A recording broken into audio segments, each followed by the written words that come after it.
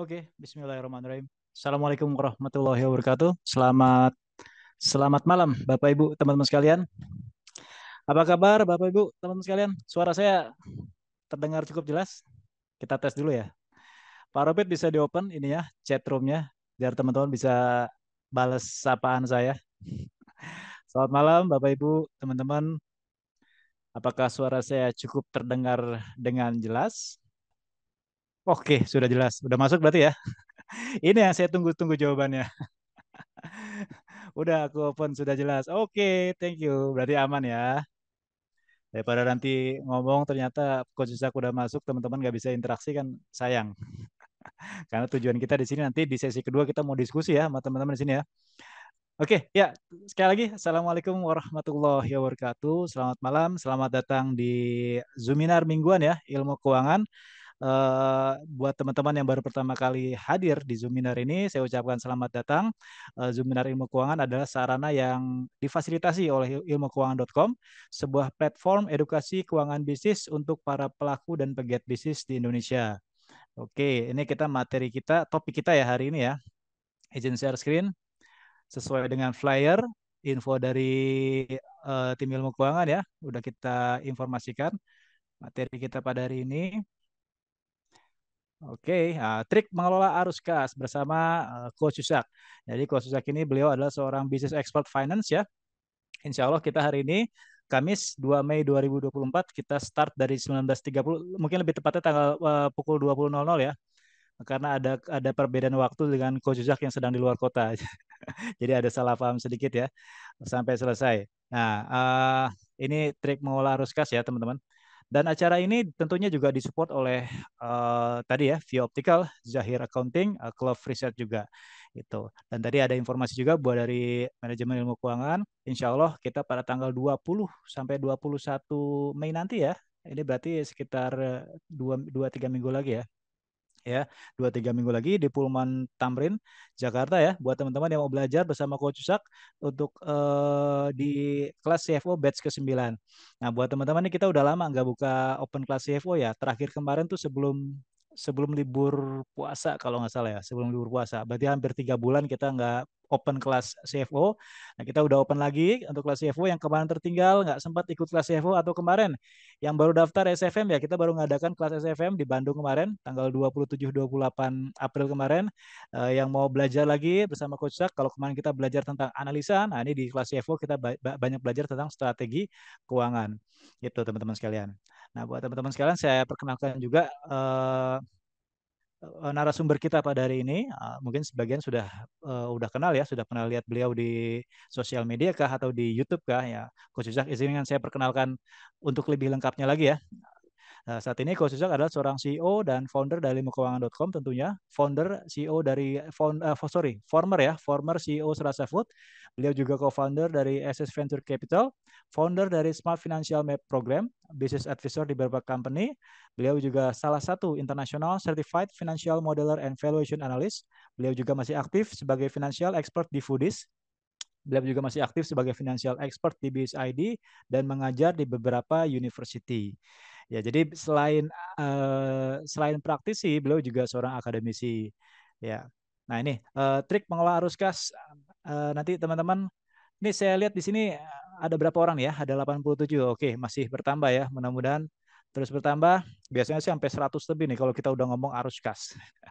Kalau materinya tentang arus kas, wah, udah rame biasanya. Oke. Nah, sambil kita nunggu Coach Cak ya, boleh ya teman-teman nih udah 89 atau 90 ya, 90 peserta. Boleh ya kita perkenalkan diri dulu ya di chat room. Silahkan absen dulu kali ya. Nanti biasanya Coach Cak begitu masuk sebelum open kamera belum ngecek lagi nih di chat roomnya pesertanya dari mana aja gitu. Boleh ya kita absen dulu teman-teman. Nama dari kota mana ya? Nama dari kota mana? Eh, company-nya apa atau bidang usahanya apa? Silakan. Kalau ada alumni silakan tulis saja. Alumni, saya alumni SFM kemarin coach ya boleh atau saya alumni CFO tahun lalu silakan. Ya oke, nama dari kota mana, nama perusahaannya apa atau bidang usahanya apa? Siap. Mulai ngisi. Oke, sambil teman-teman ngisi nanti saya baca random aja ya.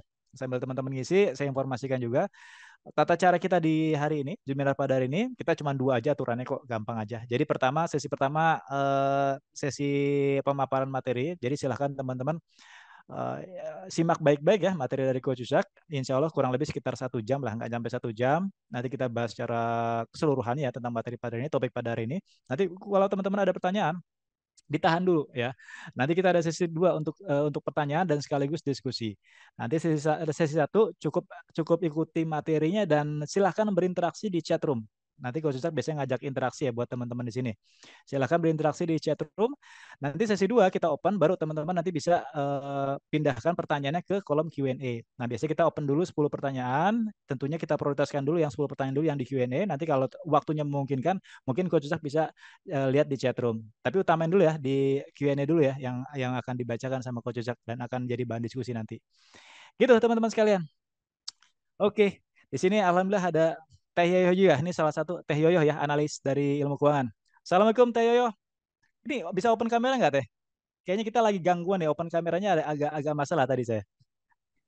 Iya, Waalaikumsalam warahmatullahi wabarakatuh, Coach Bayu. Lagi bisa open Selamat kamera nggak Teh? malam, Ibu. Gimana, Coach? Bisa open kamera nggak? Oke, Ah bisa ya, Alhamdulillah aman. bisa. Alhamdulillah. Tadi soalnya sempat sempat ada masalah gitu. Oke. Oke, Teh, ini lagi Alhamdulillah. liburan apa lagi apa di Bali? Lagi tugas. Lagi Ini udah tugas. sering juga. Iya, Iya, tadi siang ya. Tadi ada program pendampingan salah satu perusahaan di Denpasar apa di Ubud apa di Badung ya, saya lupa ya. di Badung, Badung Denpasar. ya. Oh iya, salah satu perusahaan ya nggak perlu kita sebut lah ya. Rahasia perusahaan gitu. Ini salah satu alumni juga ya, alumni kalau nggak salah alumni CFO sama SFM ya. Saya juga sempat ngobrol waktu itu sama salah satu ownernya dan kita akhirnya minta pendampingan ya di Bali gitu. Ya, udah berangkat dong dari tadi pagi ya Teh. Oke, Teh, ini saya mau ngobrol-ngobrol dikit soal CFO ya. CFO ini kan kita punya event terdekat CFO. Jadi banyak teman-teman di sini. Ya saya tahu deh, teman-teman di sini pasti ada alumni dari CFO juga nih. Boleh mungkin ya teman-teman ditambahin kalau alumni CFO, silakan ketik di kolom chat room. Saya CFO batch berapa atau bulannya deh. Kadang-kadang kalau nyebut batch suka nggak tahu ya. Saya batch berapa mas ya gitu. Tapi yang pasti sebelum puasa tuh gitu. Ya pas pandemi, setelah pandemi ingetnya itu aja. Nggak tahu batch berapa gitu. Teh, ini kelas CFO kan kita sama Coach Zak ya disempurnakan terus materi-materinya, betul nggak gitu? Yang dulunya apalagi yang batch-batch pertama ya awal-awal kan nggak ada apa namanya nggak ada case study ya case Nggak ada study. Nah, simulasi, betul betul. nggak ada simulasi gitu dan sekarang udah ada simulasinya gitu disempurnakan lagi gitu. Jadi nggak cuma sekedar belajar kayak kuliah terus besoknya ya paling cuma 10% kan kita bisa nyerapnya kalau kita nggak praktek gitu. Nah, tapi metode yang sekarang ini luar biasa kan kita Coach Ustaz bikin materi, hari kedua kita langsung bikin simulasi gitu teh. Nah ini kan di bedanya kan sama sama SFM itu, SFM kan lebih banyak ke analisa ya. Kita ngebahas apa namanya kaidah-kaidah membuat sebuah analisa keuangan bisnis, betul nggak? Koreksi kalau saya salah ya. Tentu kan Theo yang lebih paham ya, yang sering dampingin Coach Cak di program pendampingan. Di CFO ini kita lebih banyak ke strategik ya, kaidah-kaidah keuangan, strategi keuangan gitu, gitu teh. Nah ini banyak orang yang bertanya nih teh, yang itu loh, apa namanya, financial dashboardnya itu, Mereka betul nggak? Financial dashboard ya, itu kan, dashboard, ya. ya itu kan Oke. dasar untuk ngebuat, untuk membuat strategic plan, belum nggak sih? Itu sebagai Betul, betul. dasarnya, gitu. Boleh saya share screen teh? Ya, jadi teman-teman biar tahu nih nanti kita belajar apa aja nih di kelas CFO. Sambil nunggu coach Susak, nggak apa-apa ya. Jadi Teh Yoyo sekalian nge-share materi-materi CFO sedikit spill ya. Oke, nggak apa-apa teman-teman sambil nunggu Coach Zak, mungkin silahkan diisi dulu buat teman-teman yang baru baru masuk ya. Silahkan ketik nama dari kota mana, bidang usahanya apa. Kalau memang alumni silahkan nggak apa-apa. Ketik saya alumni CFO, Coach Bayu, Teh Yoyo silahkan. Oh ini udah ada nih. Sip, sip, sip. Share screen-nya mana ya? Oke ini. Nah ini Teh ya. Masuk ya, Teh Yoyo? Di saya masih loading, Coach. Alhamdulillah Ah, sudah ada. nah, ini kan kita belajar 2 hari nih, 2 hari sama Coach Uzak tentang kaidah-kaidah membuat strategi keuangan ya. Tapi pas di ujungnya kita malah diajak mensimulasikan semua yang kita pelajari 2 hari tersebut untuk bikin case study nih, case study untuk bikin company guiding statement. Ini nggak ada analisa sama sekali kan, nggak ada angka-angka kita bermain di sini gitu. Mungkin bisa cerita Teh tentang case study ini di hari kedua kita di kelas CFO ini. Iya, jadi kalau untuk case study di CFO itu kita akan lebih mendalami mindset kita sebagai seorang CFO ya. Ya, Jadi ya. bagaimana strategi yang kita jalankan itu relate dengan bisnis aspiration dari perusahaan itu. Nah, makanya di sini ada apa ya?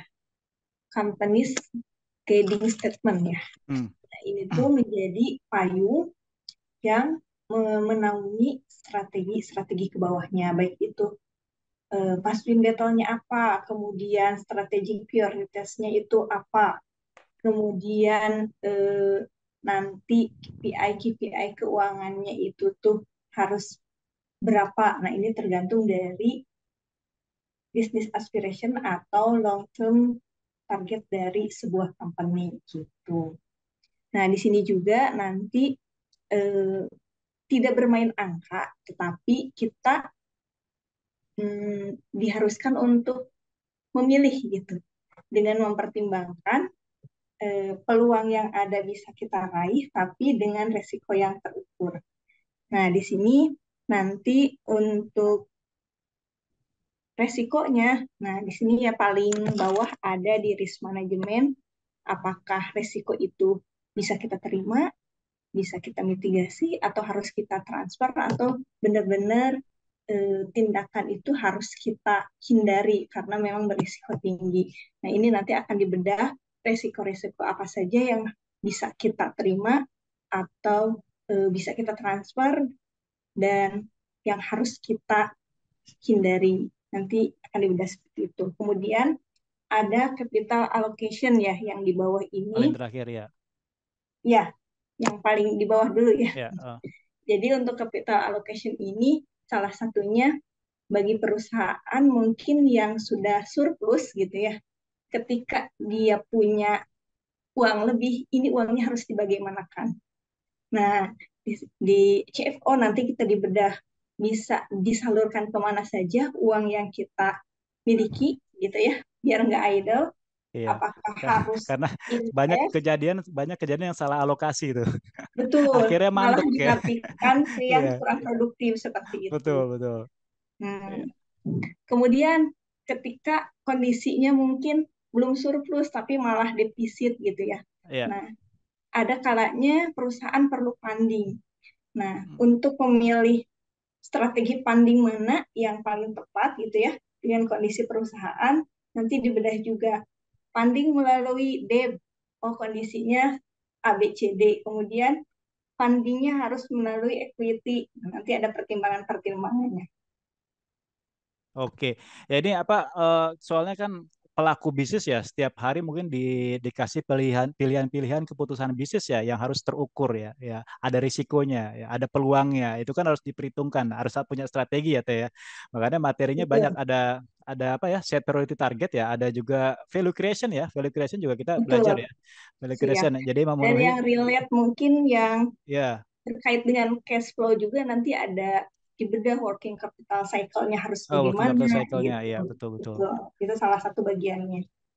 Sip, sip. Termasuk juga ini ya, termasuk leadership finance. Jadi kita belajar leadership tapi dari angle finance gitu. Karena kita percaya yang namanya ngatur keuangan itu yang ngatur orang sebenarnya. Coach sering bilang gitu kan. Setuju, Ngatur setuju. keuangan ya, Ya. ya ngatur orang kan gitu. Ya, ya oke teman-teman. Pastikan teman-teman yang belum daftar, yuk kita daftar kelas CFO ini masih open ya, masih early bird bahkan ya, masih early bird. Jadi biasanya sih untuk 20 atau 30 peserta pertama itu masih dapat early bird. Jadi kalau pengen daftar belajar di kelas CFO segera daftar ke admin ilmu keuangan, nanti bisa dibantu untuk pendaftarannya. Gitu teman-teman. Oke, thank you Teh. Itu kita ngebahas sedikit ya, spill sedikit tentang CFO. Nah, ini peserta udah nambah lagi nih, udah 125 peserta nih. Kita cek lagi ya. Ada 125 peserta. Oh, udah masuk Coach Cak di sini. Alhamdulillah. Coach, udah ready Coach? Kalau udah ready silahkan open mic Coach. Kita ngobrol-ngobrol dulu sama Teh Yoyo sambil ngecek-ngecek nih. Ini teman-teman tadi saya minta silahkan absen di grup ya. Sorry di chat room ya. Ini kita lihat dari mana aja nih.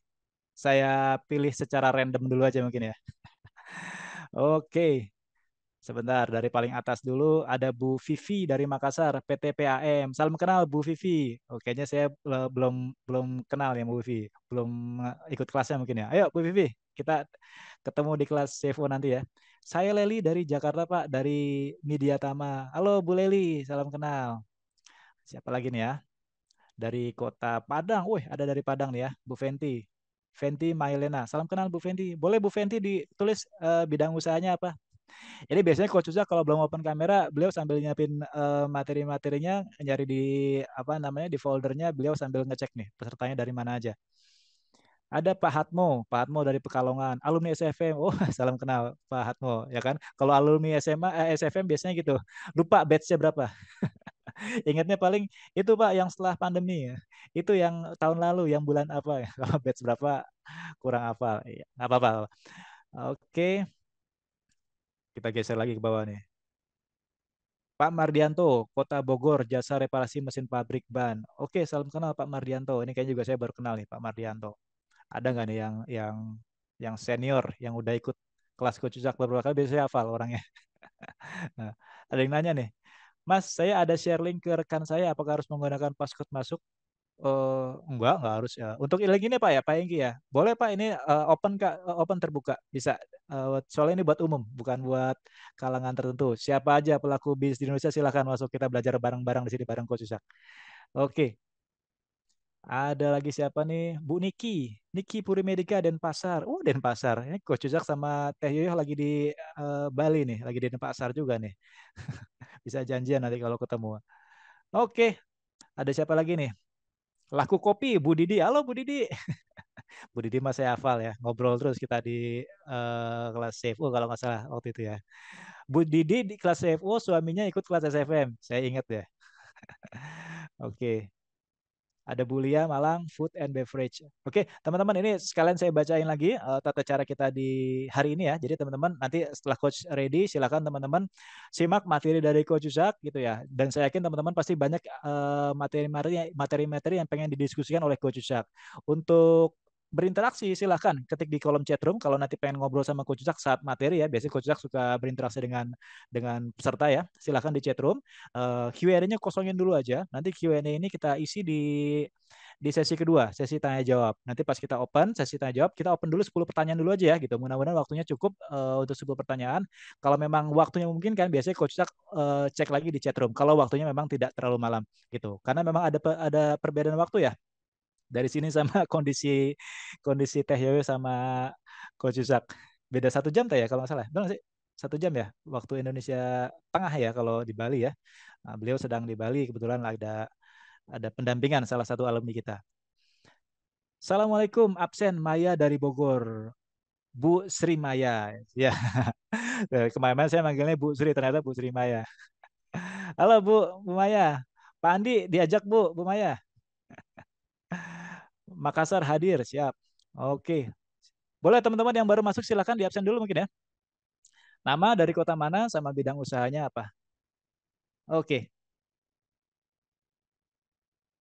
sip. Coach, udah ready Coach Uzak?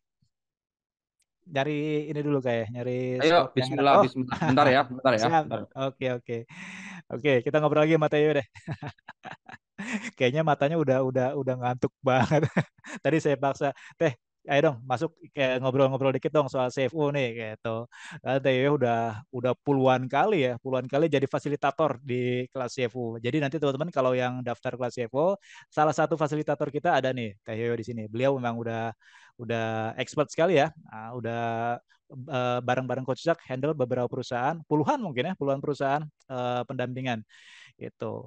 Nah, Teh, balik lagi tadi Teh, yang tadi yang kelas CFO tadi Teh. Itu kan kita selama 2 hari tuh Teh ya, gitu. Ini deh pertanyaan yang simple aja, ini sering banget ya, apalagi di sini banyak alumni SFM ya. Tadi mungkin kita udah jelasin ya, berbedanya di strategik sama analisa ya, gitu ya. Kita di CFO nggak bermain angka, nggak nggak bermain laptop ya, nggak bermain Excel, tapi mainnya di Canvas ya, gitu. Boleh sedikit spill deh teh ini ya, bedanya SFM dengan CFO materi-materinya gitu. Terutama kalau saya lihat si CFO ini kan jadi fundamentalnya untuk kita membuat business plan ya sampai 5 tahun ke depan. Kalau kita lihat di outputnya di case study-nya gitu. Boleh teh cerita sedikit tentang CFO teh, Theo. Iya, jadi kan kadang materi yang kita terima itu tuh mungkin di kelas sudah paham gitu ya, Coach ya. Tapi ketika akan diimplementasikan ke bisnis kita, kadang Ya, kita bingung mulainya dari mana betul, gitu.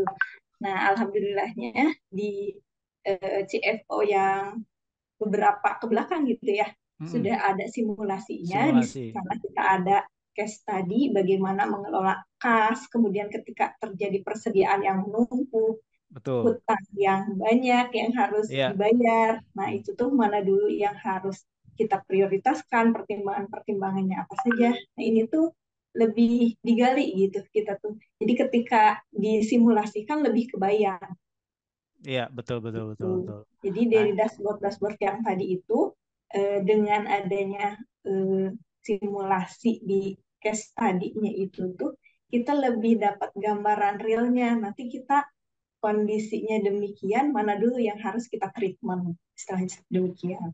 betul betul. Dan insya Allah ya teman-teman kalau udah ngikutin 2 hari sih, insya Allah bisa ya. Kita berkaca dari kelas-kelas sebelumnya aja atau kemarin deh yang nggak jauh-jauh deh kemarin SFM itu kan kalau dibilang kalau langsung dikasih dikasih apa namanya dikasih case tadinya mungkin pusing orang ya.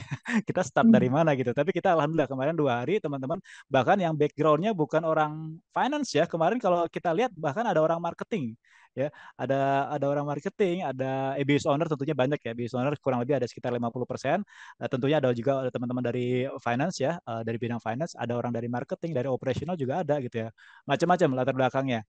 Dan ikutin materinya Coach Cusak selama 2 hari dan menurut saya itu agak sulit juga ya soalnya analisa ya di situ ya 2 hari tersebut. Tapi alhamdulillah kemarin ya faktanya sih teman-teman yang maju ke depan untuk case study untuk isi materinya ya apa sorry isi isi case tadinya menurut saya sih itu udah dimakan udah sudah dilalap habis jadi udah paham semua gitu karena memang dikondisikan materi-materi ini sebagai materi-materi yang mudah difahami ya dengan bahasa-bahasa yang mudah difahami karena memang backgroundnya Coach Uzak ini selain akademisi beliau juga praktisi gitu jadi selama ini kan nggak ada penyeberangnya tuh nggak ada yang bisa nyeberangin ilmu-ilmu yang dari akademisi ke praktisi. Nah kebetulan Coach Zak ini dari 2 background yang berbeda gitu. Jadi teman-teman insya Allah bisa dikomunikasikan dengan baik belajar tentang strategi finance gitu. Oke ini peserta udah nambah lagi 153.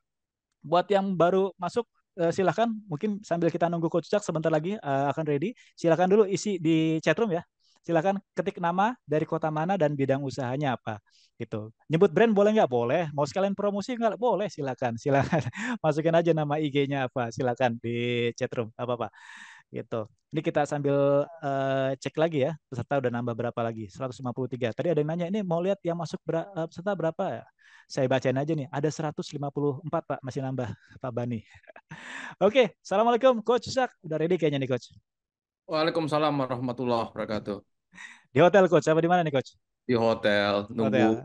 nunggu PES Indonesia Timnas. Oh iya, jam 11 ya? Iya, Iya, bentar lagi. ya, Oke, ya, jadi teman-teman ya. santai aja, kita nggak usah buru-buru ya, sekalian nunggu inilah bola kita Indonesia Aduh, iya. Irak ya. Oke, Coach ini alhamdulillah teman-teman udah hadir 153. Tadi kita udah juga ngobrol sama teman-teman di sini gitu ya. Kita udah perkenalkan juga Coach Zak. Bahkan sekalian saya kenalin juga nih fasilitator ilmu keuangan nanti yang bakal bantu teman-teman di kelas CFO nanti gitu. Dan ini udah ready teman-teman materi kita hari ini ya apa namanya tentang cash flow ya. Saya malah jadi lupa lagi tadi. Tentang cash flow. Eh, sudah ready Coach? Kita mulai aja Coach ya. Ya, Oke, waktu insyaallah. dan tempat kita persilakan untuk Coach Zak. Silakan Coach. Oke, Bismillahirrahmanirrahim. Assalamualaikum warahmatullahi wabarakatuh. Waalaikumsalam warahmatullahi wabarakatuh. Ya, Alhamdulillah, assalatu wassalamu ala rasulillah, amma ba'd. Alhamdulillah teman-teman, kita kumpul lagi gitu ya malam hari ini di Juminar Series. Ya, Juminar Series ilmu keuangan masih seputar cash flow karena banyak perusahaan habis lebaran kesulitan cash flow. mungkin teman-teman ingat bahwa di banyak sekali perusahaan yang saya temuin di bulan Januari sama Februari susah jualannya, ya, susah jualan. Terutama buat mereka-mereka yang bisnisnya itu di infrastruktur, bisnisnya di apa, di strategik strategik project ya, project-project strategis ya, properti itu susah banget jualannya awal-awal tahun. Karena apa? Karena ada satu ketidakpastian ekonomi yang apa? Yang disebabkan karena pemilu ya waktu itu. Ya, jadi pemilu, pilpres itu kan semuanya wait and see. Jadi ada beberapa industri-industri yang terdampak, ya industri yang terdampak pada penjualan perusahaan. Nah, lalu nggak lama dari situ, ya nggak lama dari situ kita masuk bulan puasa, ya masuk bulan puasa, di mana biasalah kalau kita puasa aktivitas kita mulai menurun. Oke, aktivitas mulai menurun, produktivitas mungkin sedikit menurun, dan kita harus membayar gaji dan THR, gitu ya. Semoga gaji dan THR yang teman-teman pengusaha semua udah cairkan itu dibalas oleh Allah Subhanahu wa taala sebagai amal soleh, ya, sebagai sedekah. Gitu ya. Walaupun saya paham, teman-teman harus bisa mengatur cash flow. Nah, selesai Lebaran, Anda harus lapor SPT, ya, badan. Ya, Anda harus selesaikan urusan perpajakan.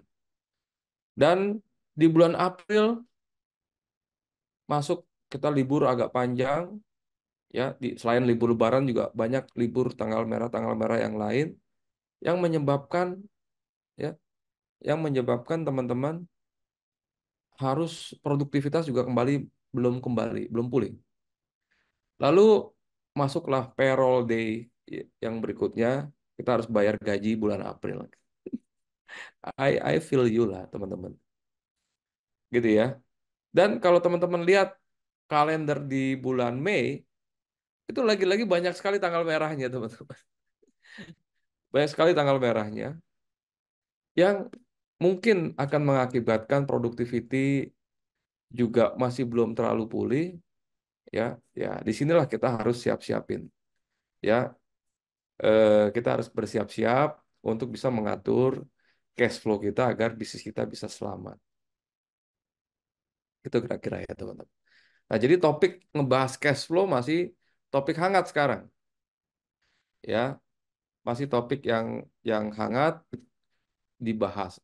Beberapa perusahaan yang lagi saya bantu, ya, mereka juga banyak ya yang meminta tolong saya untuk diberikan satu insight bagaimana cara kita ngelola cash flow. Oke,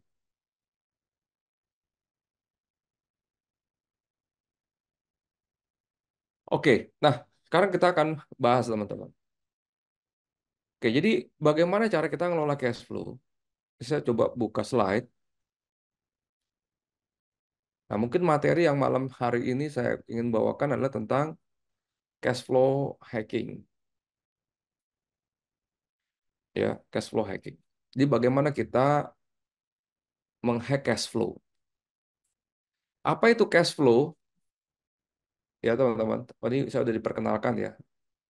Ya, tadi sudah disebutkan ya bahwa saya prak, saya praktisi bisnis, saya pernah menjadi CEO, saya pernah menjadi CFO, saya pernah saya juga investor, saya juga business advisor and konsultan, saya juga pengajar baik formal maupun informal, gitu ya.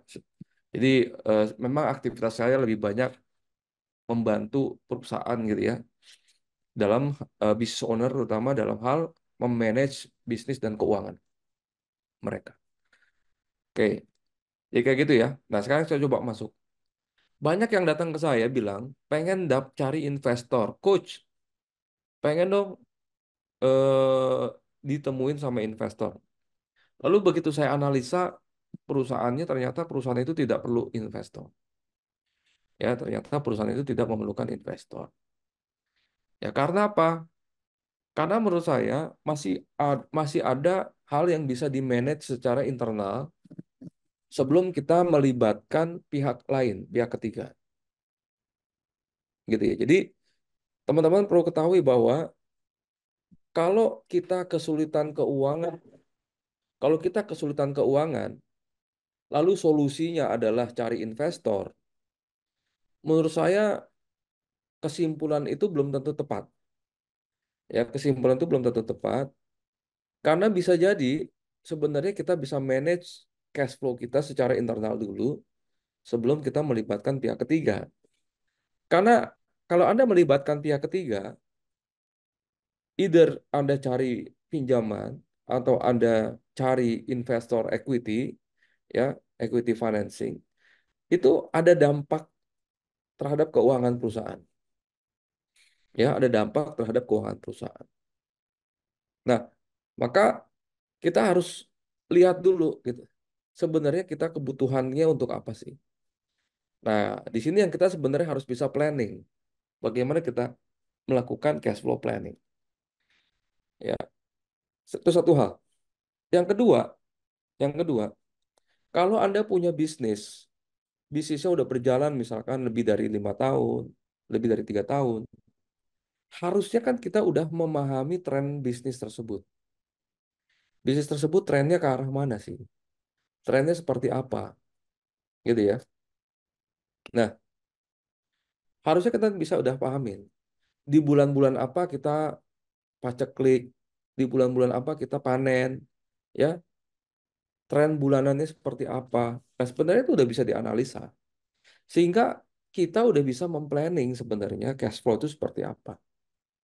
Ya, ada bisnis-bisnis yang siklus bulanannya itu eh, besar di awal tahun, lalu jelek di pertengahan, mulai bagus lagi di akhir tahun misalkan.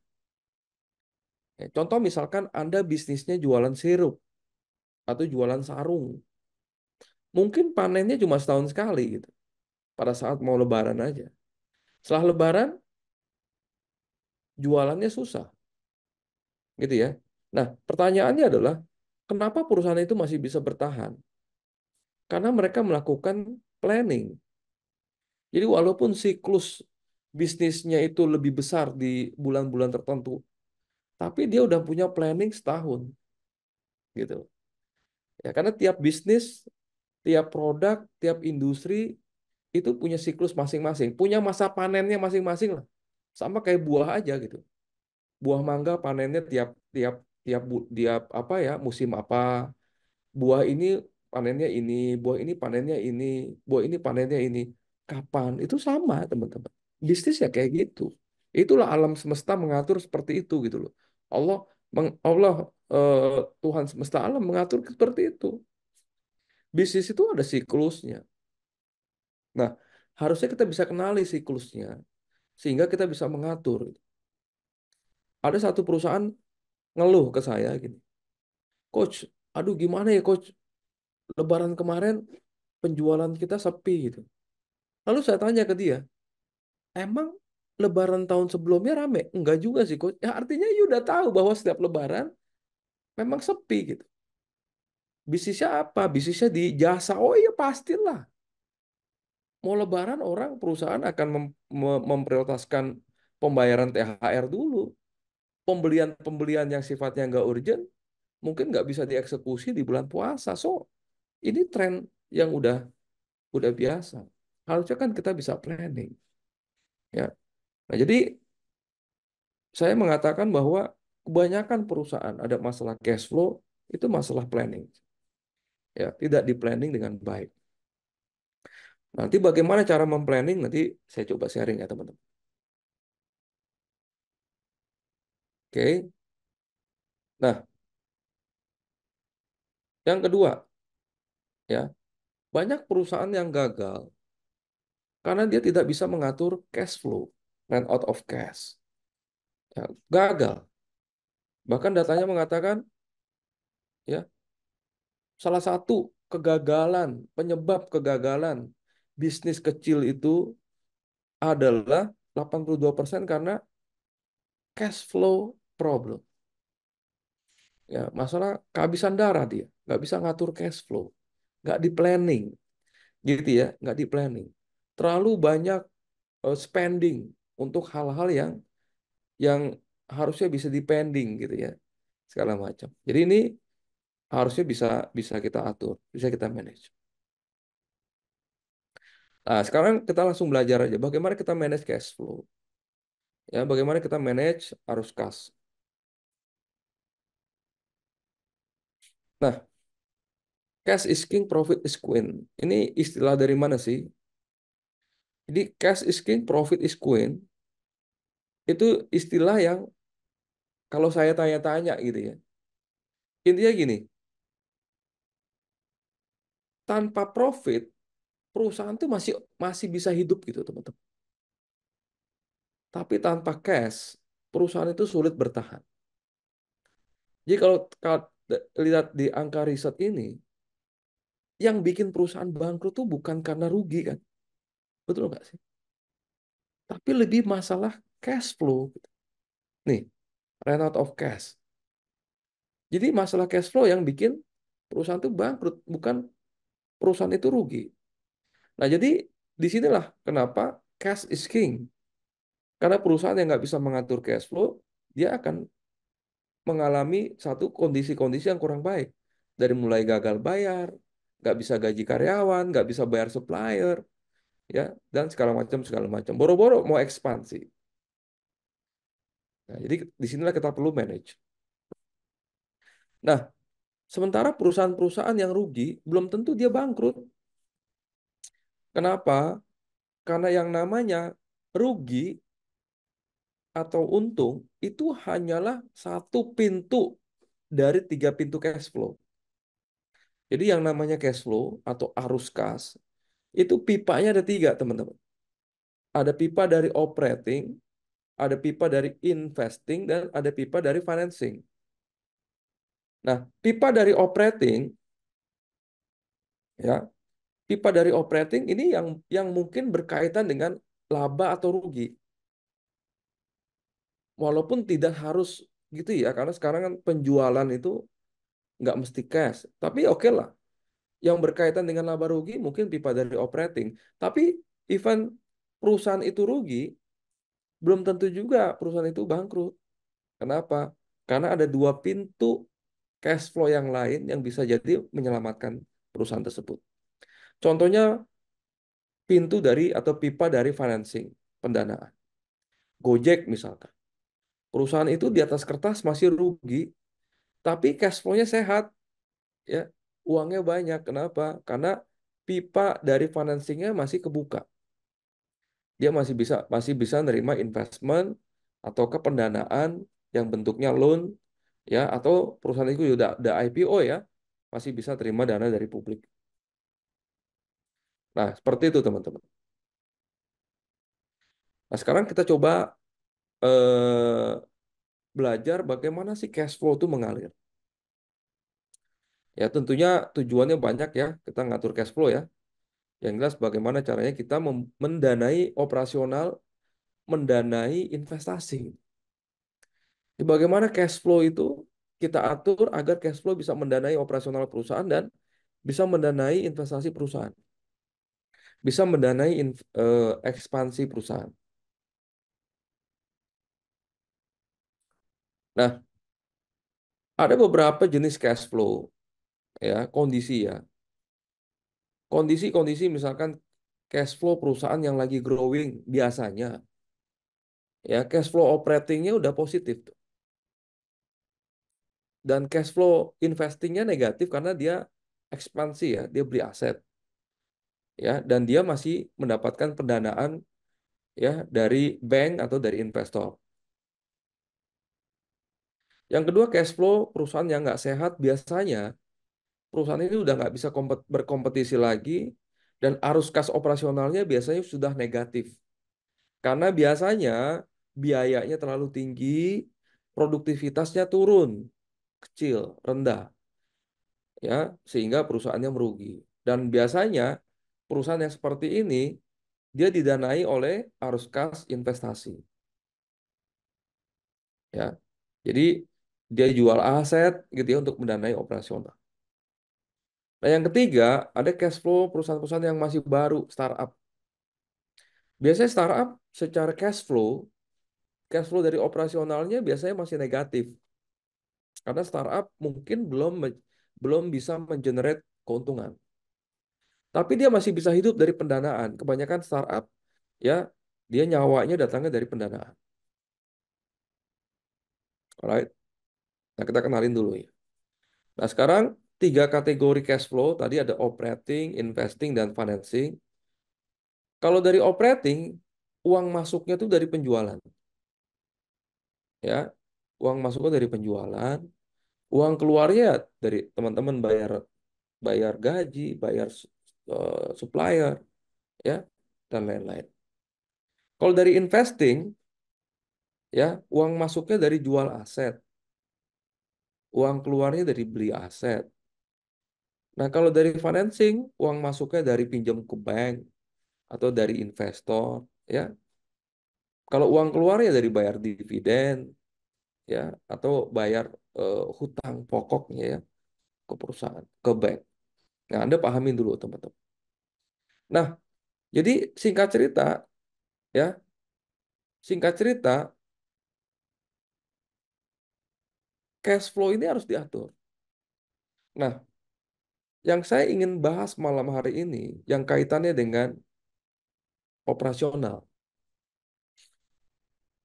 Jadi, jangan cuma gara-gara cash flow from operation Anda negatif, karena banyaknya pengeluaran di bulan puasa kemarin, Anda langsung mencari shortcut, ya, untuk bisa membuat cash flow-nya lebih baik dengan melakukan financing. Harusnya, harusnya kalau dalam saya memanage cash flow, kalau masalahnya itu ada di operation, selesaikanlah secara operation. Gitu loh, kalau saya gitu. Jangan buru-buru saya pindah ke pipa yang lain. Karena itu biasanya nih akan menyebabkan masalah baru nanti. Kalau kita nggak hitung. Contoh, kalau masalahnya misalkan ya di operation, karena pengeluaran operasional terlalu banyak, gitu ya. Lalu Anda pinjam duit ke bank. Pertanyaannya adalah, apakah gara-gara pengeluaran sebelum Lebaran itu terlalu banyak, gara-gara Anda harus bayar gaji, bayar THR, bayar pajak.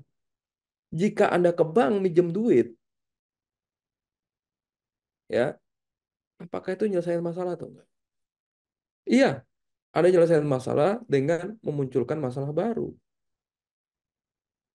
Ya, karena menurut saya cash flow from financing itu saya gunakan sebagai tools saya untuk bertumbuh, bukan gali lubang tutup lubang. Ngutang itu salah menurut saya. Kalau tujuan ngutang itu adalah untuk menggali lubang yang baru gitu. Gitu ya, lubang yang baru digali lagi, tutupin lubang, lama-lama aja habis. Ya nggak ada lubang yang bisa Anda gali lagi, akhirnya selesai gitu. Ya, jadi kalau masalahnya di operation, selesaikanlah secara operation. Sebelum kita masuk ke financing. Ya, jadi malam hari ini saya nggak akan bahas tentang financing, gitu ya. So, saya sarankan kalau Anda ada masalah cash flow dari operasional, selesaikannya secara operasional. Nah, lalu bagaimana cara kita memanage cash flow secara operasional?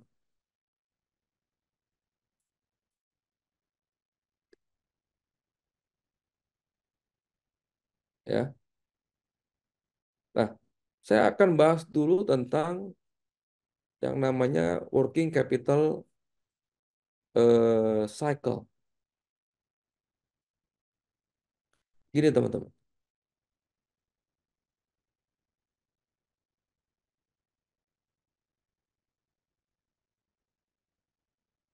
cash flow dari operasional. gitu ya, cash flow from operation.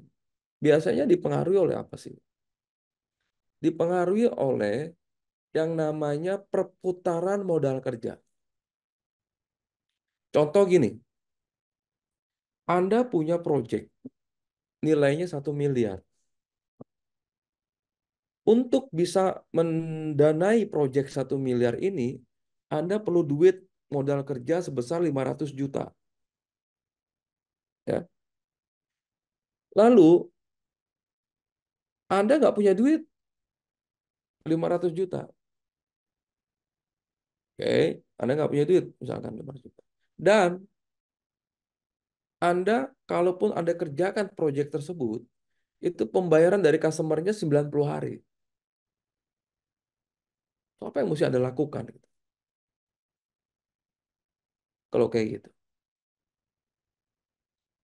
Ya. Nah, itu masalah operasional.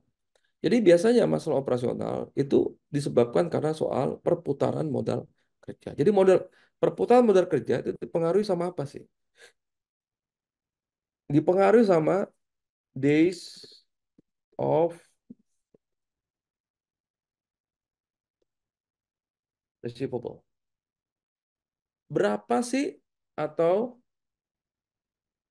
ya cash from customer? Berapa hari sih Anda terima duit dari customer Anda? Ya, berapa hari? Jadi kalau Anda ngerjain satu pekerjaan, lalu Anda deliver pekerjaan tersebut, Anda terima duitnya berapa hari? Anda jualan produk, ya, Anda jualan produk nih, minuman, ya. Berapa lama Anda terima duit dari customer? Yang kedua, dipengaruhi sama days of inventory. Berapa lama Anda menyimpan persediaan? Ya, berapa lama Anda menyimpan persediaan? Makin besar persediaan yang Anda simpan, makin besar juga days of inventory-nya, makin lama duit Anda mati di dalam persediaan. Jadi misalkan Anda simpan persediaan untuk 1 tahun. Wah, cash flow-nya berantakan. Yang ketiga, days of payable atau cash to supplier.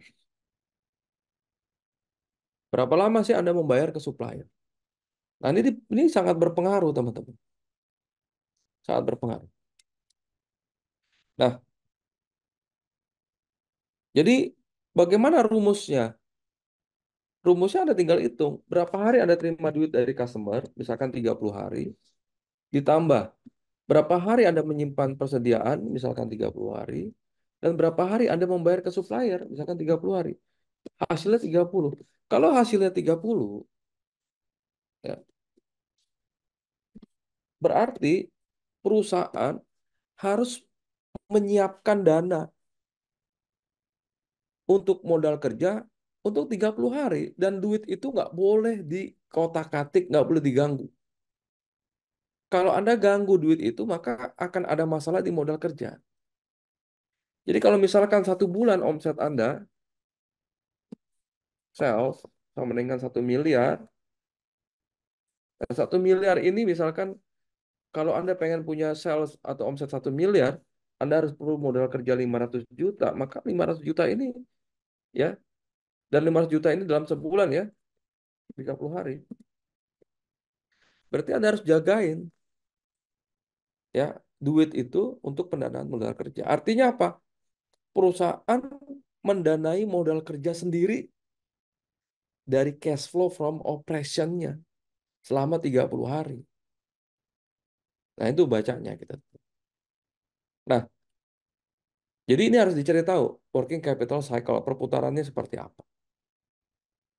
Nah, berbeda jika kalau misalkan hasilnya nol di sini.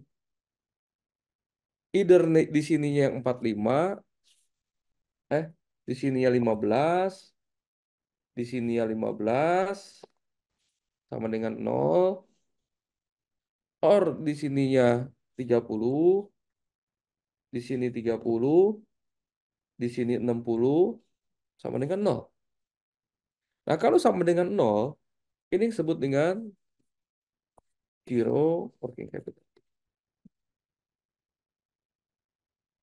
condition. Di mana perusahaan sudah tidak perlu lagi pendanaan modal kerja. Karena modal kerja sudah didanai oleh supplier. Ya. Sehingga kalau kondisi seperti ini, teman-teman, Anda tinggal mikirkan ya cash flow ya untuk pendanaan operasional. Ya, kalau kita ngomongin working capital atau modal kerja, itu biasanya kita ngomongin tiga hal aja, ya, yaitu apa? Pendanaan modal kerja, piutang, hutang dagang, dan inventory. Tapi kalau ngomongin operasional, baru ada ngomongin gaji karyawan dan segala. Nah, di situ Anda harus punya. Nah, yang kedua, ini salah satu rasio-rasionya ya. Rasio keuangan yang kedua yang harus Anda jaga adalah liquidity ratio.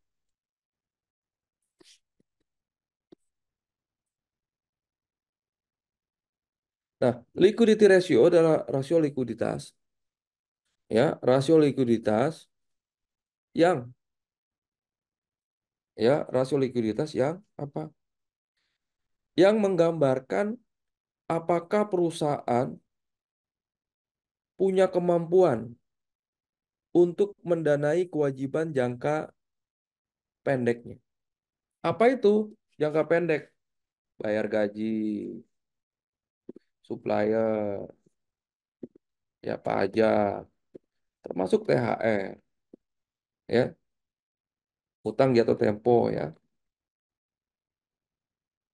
Nah, ini adalah kewajiban jangka pendek. Lama kita mesti ngelihat rasio likuiditas perusahaan. Berapa kali? Nah, rasio likuiditas pendekatannya ada tiga. Kita bisa menggunakan pendekatan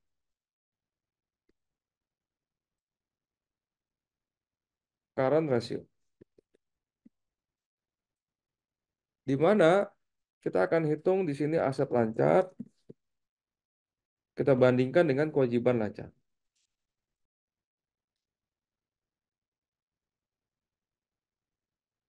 Nah, aset lancar itu isinya apa sih? Ya, ada uang cash, piutang, dan persediaan. Ya, terus yang lain-lain ya, yang setara cash atau segala macam. Dibagi dengan, jadi isinya ini ya,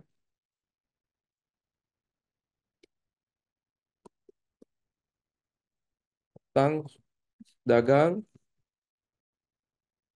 ya, gaji, pajak, DLL yang sifatnya lancar di bawah satu, yang kewajibannya di bawah 1 tahun. Kalau hasilnya sama dengan 1 atau lebih besar dari 1, maka perusahaan memiliki cukup aset lancar untuk pendanaan kewajiban lancar. Nah, ini juga bisa Anda proyeksikan. Artinya apa? Artinya pada saat kita mau lebaran, mau bulan puasa, Anda memerlukan angka current ratio-nya di angka berapa? Or, Anda bisa menggunakan pendekatan yang lain, yaitu menggunakan cash ratio. Ya, atau bisa juga menggunakan quick ratio. Di mana cash ratio kita membandingkan uang cash terhadap semua kewajiban lancar kita. Quick ratio dia sama dengan current ratio tapi hanya menghilangkan persediaan. Hanya menghilangkan persediaan. Ya, jadi kalau misalkan oke kita pakai cash ratio karena kebanyakan bisnis kita jualannya cash, mungkin kita harus jagain cash ratio kita di angka 2, ya. Artinya apa? Kita memiliki duit cash 2 kali lebih banyak dibandingkan kewajiban lancar kita. Nah, sehingga kita cukup aman dari sisi likuiditas pada saat kita masuk di festive moment atau puasa Lebaran. Di mana pada saat itu kita memiliki kewajiban lebih besar 2 kali, maka cash kita atau liquidity ratio kita harus bisa 2 kali dari biasanya. Nah, itu yang saya lakukan, teman-teman. Jadi saya perlu nih, yang namanya liquidity ratio atau working capital cycle, itu saya punya KPI atau punya KPI yang saya kasih ke orang finance untuk menjaga itu di bulan-bulan tertentu lebih tinggi di antara bulan-bulan yang lain. Contoh, kalau saya bisnisnya sirup, ya, kalau saya bisnisnya sirup. Nah, berapa liquidity ratio-nya pada saat menjelang festive atau Lebaran dan pada saat non-festive atau regular season? Mungkin beda rasio keuangannya. Ya, dan saya yakin juga beda. Begitu juga kalau kita misalkan di project, ya, di mana Lebaran itu sepi. Berapa liquidity ratio dan berapa working capital cycle pada saat Lebaran dan pada saat regular season. Nah, jadi intinya adalah KPI-KPI keuangan yang berkaitan dengan cash flow, gitu ya, harusnya sudah Anda planning, ya, harusnya sudah Anda planning, sehingga perusahaan nggak kaget-kagetan, ya, perusahaan nggak kaget-kagetan, tentu, oh ternyata nggak ada duitnya, oh ternyata ini, kecuali memang bisnis Anda mengalami satu kejadian yang buruk, gitu ya. Tapi normal, ya, kondisi yang normal, harusnya semuanya udah bisa di planning. Saya kasih contoh ya, ini Excel. Kasih contoh, ini ada satu perusahaan, saya kasih contoh ya, ini di case study-nya SFM. Tahun 2022, perusahaan ini ada masalah sama cash flow. Jadi kalau kita lihat di sini, cash flow perusahaan minus 1,7 miliar. Apa yang kira-kira perusahaan akan lakukan? Opsinya banyak. Perusahaan bisa mencari investor di sini, paid up equity. Let's say dia cari duit 2 miliar, ya, dia lepas sebagian sahamnya, cash flow-nya positif langsung. Ya. Tapi dengan mencari dana investor, ya yang pertama dia harus tahu konsekuensinya. Dia harus melepas bagian sahamnya atau dia harus tahu bahwa ada konsekuensi dia terdelusi atau bahkan dia kehilangan kendali dari perusahaannya atau segala macam. Ya. Yang kedua, misalkan dia nggak mau pakai investor, 2M-nya saya hapus ya. Dia melakukan pinjaman misalkan. Dia ngambil pinjaman modal kerja di sini 0%, diambil 10%. Artinya apa? Setiap ada revenue, 10%-nya didanai pakai bank. 10%. Dengan dia ngambil 10% modal pinjaman modal kerja, cash flow-nya juga positif. Tapi kita juga harus tahu bahwa pinjaman modal kerja juga ada biayanya. Ya, ada biaya. Oke, atau Anda ngambil long term loan, ya. Di sini dari 1 miliar Anda misalkan top up jadi 3 miliar. Ini juga bikin, wah masih kurang ya. Ini juga bikin cash flow Anda jadi lebih bagus.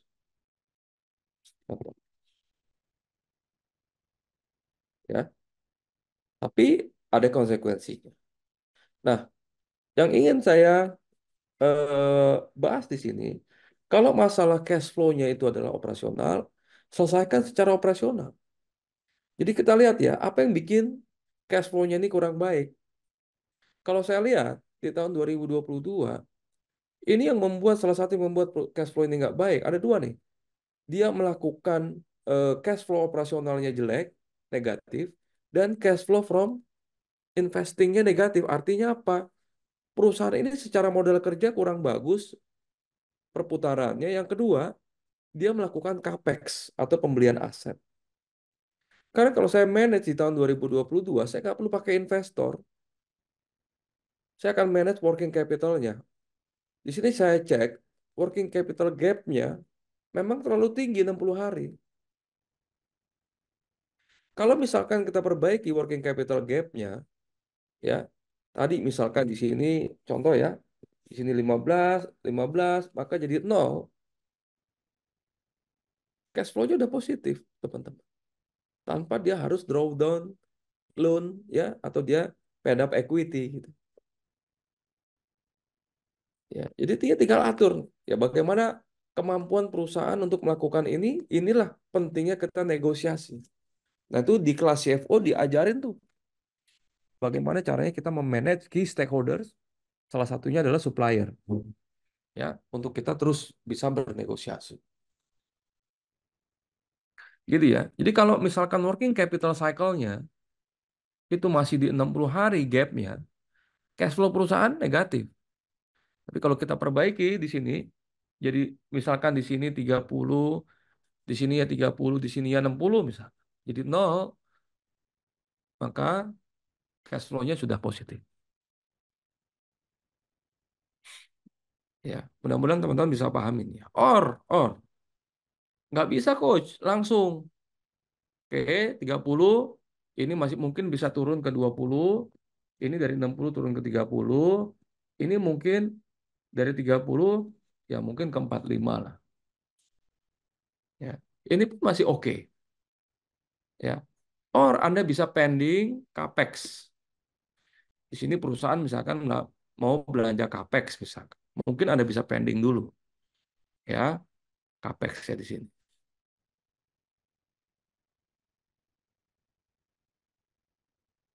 Oke. Ini capex yang lama ya.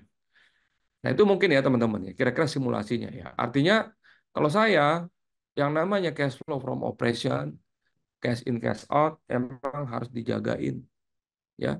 Jangan sampai gara-gara cash flow from operation kita ngambil pendanaan berbiaya mahal yang mengakibatkan kita hanya gali lubang tutup lubang. Ya. Nah, semua keputusan-keputusan itu teman-teman itu harus Anda pelajarin. Ya, harus Anda pelajarin sebagai business owner. Jadi apapun background Anda, kalau Anda mau mau bisnisnya berkembang, maka Anda harus belajar keuangan. Dan salah satunya bagaimana kita mengelola cash flow. Bagaimana kita mencari strategi-strategi yang tepat sehingga perusahaan bisa mendanai operasional dan investasinya ya dengan biaya yang murah, kalau perlu gratis, ya dengan resiko yang kecil.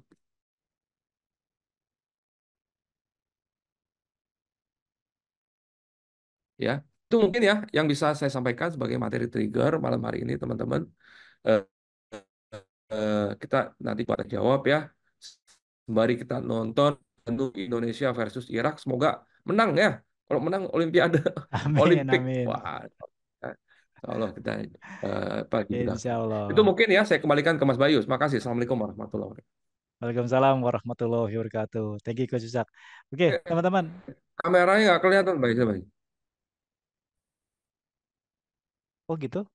Ini saya aktif kok, Coach ini. Oh ya, ya, ya, ya. Ada. Tadi juga ada trouble nih. Punten ya teman-teman, ini mungkin kamera saya entah di aplikasi Zoom-nya tadi juga sempat terganggu, tapi nggak masalah ya, teman-teman bisa dengar suara saya. Oke, teman-teman tadi saya cek di chatroom banyak yang tanya ya, banyak pertanyaan untuk bahan diskusi. Silahkan pindahkan dulu ke kolom Q&A. Pak Robert sebagai operatornya mungkin bisa open dulu ya untuk kolom Q&A. Kita udah masuk ke sesi tanya jawab. Jadi buat teman-teman yang mau tanya dengan Coach Usak untuk bahan diskusi, terutama tadi yang udah ngisi di kolom chatroom, silakan isi di kolom Q&A ya, dipindahkan aja. Nanti akan kita bacakan pertanyaan-pertanyaannya untuk sebagai bahan diskusi. Oke, sebentar nih katanya dimatiin dulu kamera saya. Oke, nyala lagi. Kayaknya ada trouble dari ininya nih, dari Ada rekamannya nggak, Coach? Oh, kalau rekaman insya Allah kita lagi develop ini ya, YouTube ya, jadi YouTube Ilmu Keuangan. Nanti teman-teman pantau aja nanti kalau udah keluar, insya Allah kita share di YouTube Ilmu Keuangan. Oke, sementara teman-teman kita open dulu 10 pertanyaan buat teman-teman di sini untuk bahan diskusi terkait dengan materi kita pada hari ini, trik mengelola cash flow ya, dengan materi-materi yang sudah disampaikan oleh Coach Yusak. Silakan isi pertanyaan di kolom Q&A. Mungkin sambil kita nunggu, boleh ya, Mas Robert, kita open video ini ya, highlight dari kelas CFO. Tadi kita udah spill sedikit tentang materi-materi CFO dengan Mbak Yoyo tadi. Tadi Coach juga sudah cerita sedikit ya. Salah satu materinya kita belajar value creation ya, untuk mendeliver kebutuhan-kebutuhan key stakeholder kita. Boleh mungkin Pak Robert sambil nunggu teman-teman isi kolom Q&A untuk bahan diskusi, kita putar dulu video highlight kelas CFO. Silakan Pak Robert.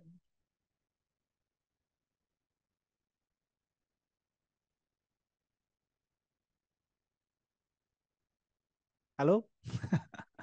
Takutnya ada gangguan lagi. Oke, saya informasikan buat teman-teman sambil nunggu Pak Robert open. Ah udah, sip sip. Tadi kayaknya ada gangguan sinyal. Oke, berikut highlight dari kelas CFO. Ilmu keuangan.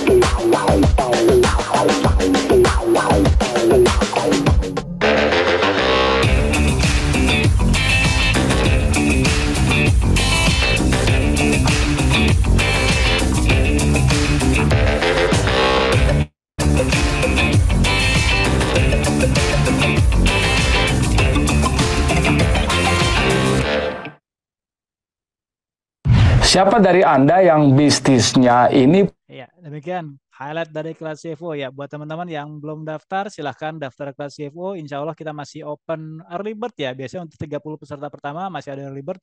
Seingat saya masih early bird, mungkin nanti diumumkan ya di chatroom. Buat teman-teman yang mau daftar, silahkan cek informasinya di kolom chatroom gitu. Oke, Coach, ini udah masuk 5 pertanyaan. Mungkin kita start dari 5 dulu ya. Biasanya kita nambah sampai 10. Ntar setelah 10 mungkin kita lock dulu. Kita batasi dulu 10. Takutnya kemalaman juga nih. Soalnya banyak yang buat kita diskusikan pada hari ini. Coach, sudah ready, Coach? Atau mungkin ini dulu, Coach ya. Kita cerita dulu ya. Terkait ini kita ya, event terdekat kita nih, kelas CFO. Jadi teman-teman di sini kan banyak juga, kalau saya lihat sih peserta banyak juga yang baru pertama kali engage dengan Zoominar kita, baru pertama kali engage dengan ilmu keuangan gitu. Nah mungkin bisa kali Coach ya, spill sedikit ya. Ya, Belajar apa aja nih kita di kelas CFO ya, gitu. oke. Business Oke, owner siapa aja gitu yang belajar di sini. alright. Silakan Coach. Ini belum open kamera nih Coach. Enggak, ini saya nggak bisa open nih. Enable. Ah Oh, udah oke bisa oke, ya? sip udah bisa lagi. Ini lagi Oke. trouble sedikit, sorry sorry. Ya, oke. Apa apa yang kita pelajari di kelas CFO? Pertama, gini dulu. Teman-teman harus paham dulu pentingnya keberadaan seorang CFO di sebuah Ya, perusahaan. ya, betul. Itu dulu, teman-teman pahamin dulu. Bahwa ketika bisnis Anda sudah mulai berkembang, karyawannya udah puluhan bahkan ratusan, omsetnya udah tembus belasan bahkan puluhan bahkan ratusan miliar. Bisnis Anda tuh udah sangat kompleks. Maka keuangan di bisnis Anda udah nggak mesti, udah jangan hanya berkutat di wilayah taktikal, fungsional, operasional. Ya, udah nggak cuma ngurusin pembukuan lagi, udah nggak cuma ngurusin masalah cash flow lagi, bukan cuma ngurusin masalah pajak lagi, tapi masalah keuangan Anda sudah naik kelas tuh.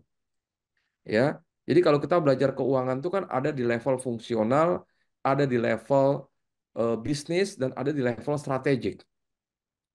Maka Anda harus mulai berpikir lebih strategik terkait masalah manajemen keuangan perusahaan. Ya, pernah nggak ada perusahaan kayak Anda pernah nggak ngerasain bisnis Anda stuck, ya, stuck. Bukan bukan stuck, bisnisnya stuck, omsetnya udah nggak udah mentok.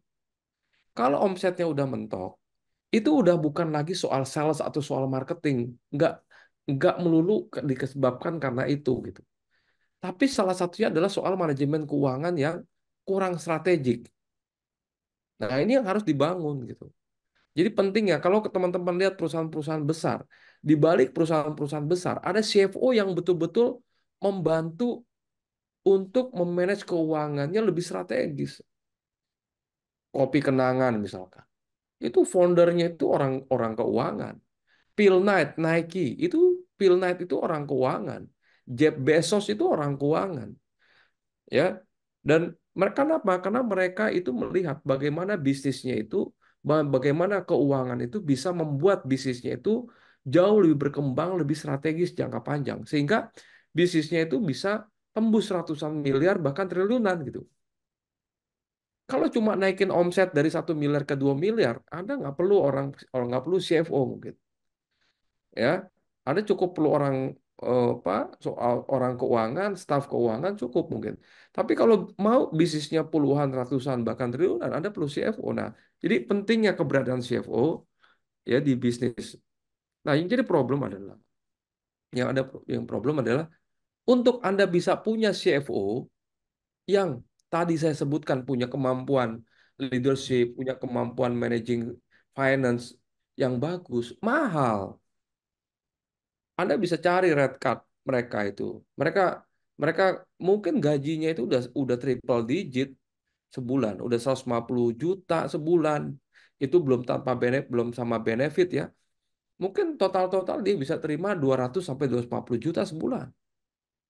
Mahal. Ya. Dan yang kedua, kalaupun Anda mampu bayar, belum tentu dia mau kerja di perusahaan yang lebih kecil. Biasanya CFO yang kayak gitu, dia tuh mengejar karir banget. Dia akan mencoba untuk stay di perusahaan-perusahaan besar. Mungkin kalau kecuali waktu umurnya udah mulai pensiun ya, mungkin dia baru mau turun gitu. Tapi kalau lagi prime time gitu, umurnya lagi naik, lagi bagus-bagusnya segala macam, wah dia nggak mau. Gitu ya teman-teman. Nah, kalau kayak gitu gimana solusinya? Solusinya ada dua. Anda sebagai owner juga bisa mengambil peran sebagai CFO. Karena kan CFO juga membantu Anda mengambil keputusan strategis. Nah, karena owner adalah part of apa namanya pihak yang strategis, maka mungkin owner atau CEO-nya turun gunung untuk belajar bagaimana menjadi seorang CFO. Anda ambil peran itu, ya. Nah, yang kedua, Anda bisa latih manajer keuangan Anda sekarang yang tadinya hanya membantu Anda di sisi fungsional, ya, hanya membantu Anda dari sisi pembukuan, pelaporan dan segala macam. Anda naikin kelasnya dia, upgrade agar dia juga bisa berpikir lebih strategis sehingga dia bisa membantu Anda nggak cuma memberikan laporan, tapi bisa memberikan masukan keputusan-keputusan keuangan yang baik. Itu solusinya. Sehingga Anda nggak perlu ngeluarin biaya yang mahal untuk meng-hire CFO yang udah jadi. Nah, itulah kenapa saya bikin kelas CFO gitu.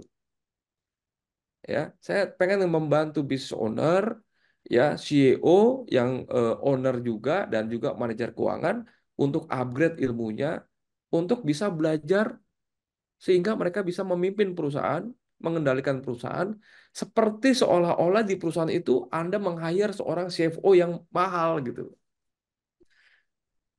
Itulah, alhamdulillah, kelas CFO udah ratusan yang ikut, ya, dan banyak membantu banyak bisnis. Nah, itulah kenapa saya dan tim keuangan punya inisiatif untuk bikin satu workshop kelas CFO 2 hari yang insya Allah batch yang ke-8 ya besok ya. Ke-9, Coach. Oh, batch yang ke-9 itu di Pullman ya di Pullman Hotel Tamrin, Jakarta Jakarta. ya. Ya. Tamrin Jakarta. Wah, itu Masya Allah tuh. Itu ada di pusat kota pas di depannya Bundaran HI. Bundaran HI ya. Wah, itu tempat saya lari itu. Ya, tempat saya lari kalau kalau long run, kalau weekend ini. Ya, jadi ya itu mungkin teman-teman ya. Jadi pentingnya keberadaan CFO membuat saya harus membuat kelas CFO. Itu baik, kira-kira baik. Oke. Yuk, teman-teman segera daftar nih. Ini kita udah bulan ketiga ya. Terakhir 3 bulan lalu kita mengadakan CFO di Jakarta. Itu juga udah full ya, teman-teman. Yang kemarin nggak sempat daftar di 3 bulan lalu karena udah keburu libur puasa, Ramadan, Lebaran, panjang kemarin libur ya. Kita baru start lagi kelas CFO bulan ini. Yuk, pastikan jangan sampai ketinggalan dan insya Allah masih early bird ya. Nanti mungkin diumumkan sama sama tim ilmu keuangan di chat room gitu. Oke, Coach, ini alhamdulillah udah masuk nih 8 pertanyaan coach. Sebenarnya di chatroom juga ada. Kita prioritas yang di Q&A dulu coach ya. Oke, saya bacakan apa gimana coach? Apa di sprint aja nih coach? Ya, sprint aja lah. Sprint aja ya. Oke, biar cepet ya. Biar cepet nonton bola kita nih. Oke, silakan coach. Iya. Ada 8 pertanyaan. Oke. Oke, Mbak Intan, izin nanya Coach. Oke, bagaimana jika inventory terlalu lama terjual dan modal perusahaan? Nah, ini masalah. Saya ada satu cerita ya. Ada satu perusahaan, dia punya masalah cash flow, ya. Lalu dia hubungin saya, lalu begitu saya cek, yang bikin cash flow-nya berantakan karena inventory. Inventorinya lama berputar. Dia produksinya aja bisa sampai bulanan. Ya, belum lagi itu masih proses produksi, belum lagi produk yang tersimpan di gudangnya. Akhirnya apa? Modalnya nggak berputar. Kalau modalnya nggak berputar, Anda suntik dana berapapun mandek. Ya, Anda suntik lagi modal kerja, Anda suntik lagi modal kerja. Yang jadi problem adalah bukan suntikannya, tapi perputaran persediaan. Persediaan nggak mutar dengan baik, sehingga apa? Mandek terus. Jadi ibaratnya apa? Anda eh, sakit nih, demam, Anda minum obat demam. Yang harus dicari kan demamnya itu kan simptom, gejala. Tapi kenapa orang itu demam itu yang harus dicari tahu kan. Itu harus disembuhin. Nah, akhirnya apa? Ya saya benahin inventorinya gitu ya. Proses produksinya dari 9 bulan alhamdulillah bisa jadi 2 bulan gitu ya. Dan akhirnya perusahaan itu bisa membaik cash flow. Ya jadi kalau persediaan terlalu lama ya itu jadi masalah. Mau disuntik lagi modal perusahaan nggak nggak disuntik, nggak ditambah, saya pikir itu akan terus punya masalah. Jadi perbaiki inventorinya, ya, dianalisa inventorinya. Salah satu tools analisa yang biasa saya pakai, ya, saya akan analisa menggunakan ABC analysis. ABC analysis, yaitu saya analisa tuh inventory mana aja yang lambat, ya, yang cepat, yang Pareto dan segala macam, sehingga saya punya satu keputusan apa yang harus saya lakukan. Seolah itu jawaban yang Mbak Itan. Verly Bawazir, days of inventory cara ngitungnya gimana? Anda hitung inventory turnover. Nah, ini keuangan banget nih. Ya. Jadi cara ngitung days of inventory gimana? Ini pertanyaan bagus sih. Ya, itu pertanyaan bagus. Nah,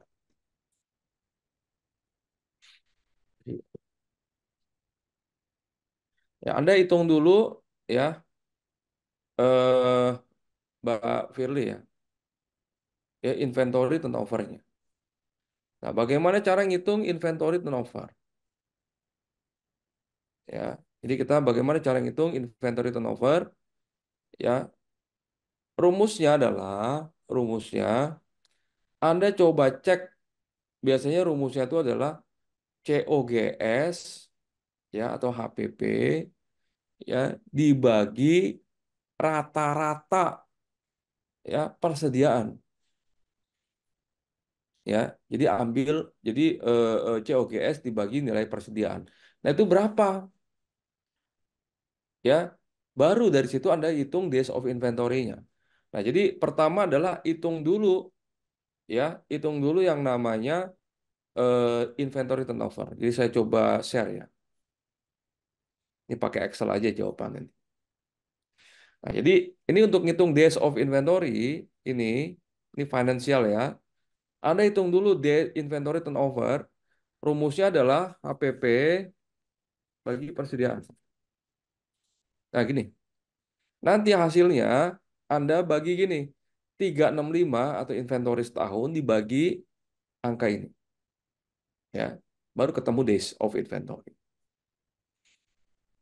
Ya, jadi baru ketemu gitu. Insya Allah itu ya jawabannya ya, Mbak Verly. Doni, kalau saya bisnis bidang pertanian, cuaca dan iklim tidak stabil, imbasnya ke masa panen sulit ditebak. Ya, persiapan jadi kurang maksimal. Apakah ada solusinya? Oke, ini pertanyaan bagus. Sekarang gini, cuaca nggak stabil, masa panen sulit ditebak. Bisnisnya sangat beresiko, ya, sangat beresiko. Sehingga apa? Ya, bisnis yang seperti ini Anda mesti lihat, karena ini resikonya tinggi, pastikan returnnya juga tinggi. Itu dulu kalau saya.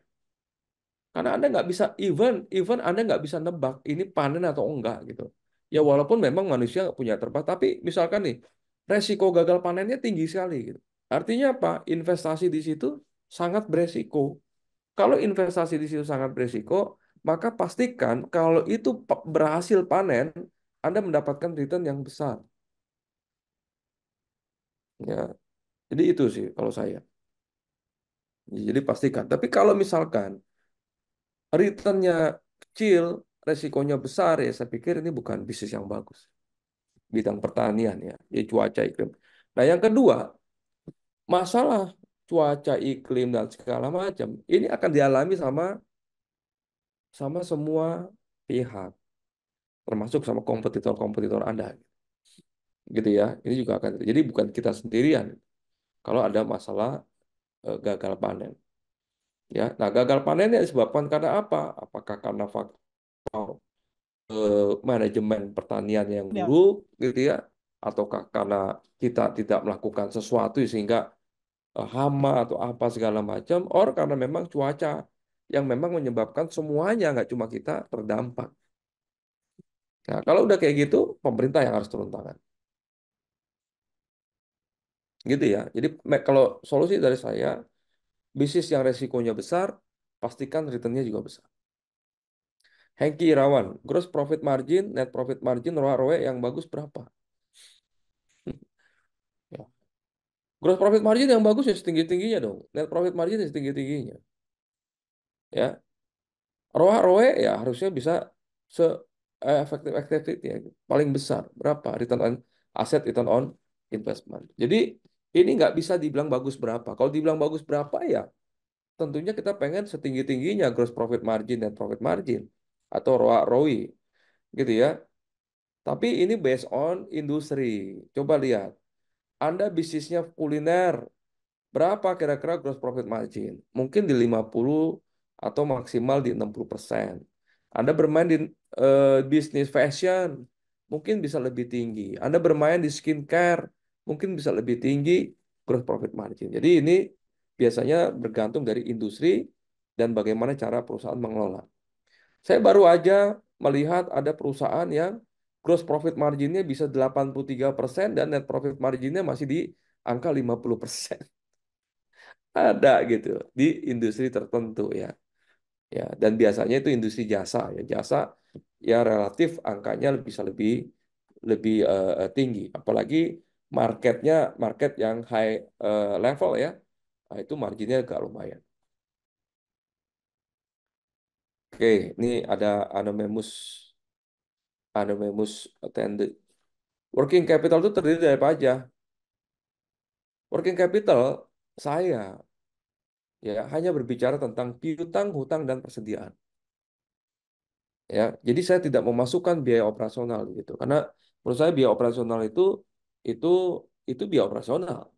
Working capital itu perputaran modal kerja. Itu biasanya dari mana? Dari piutang, dari hutang dagang dan inventory. Ya, jadi dari itu aja sih kalau saya. Tapi kalau teman-teman mau memasukkan operasional di situ ya silakan aja, nggak ada masalah.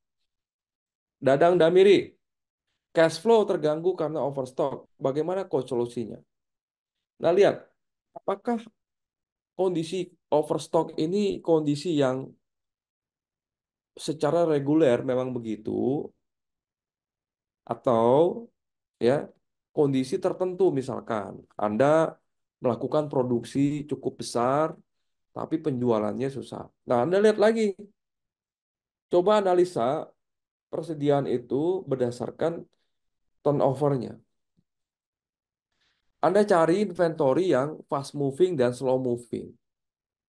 Yang ketiga mungkin yang susah, yang dead stock.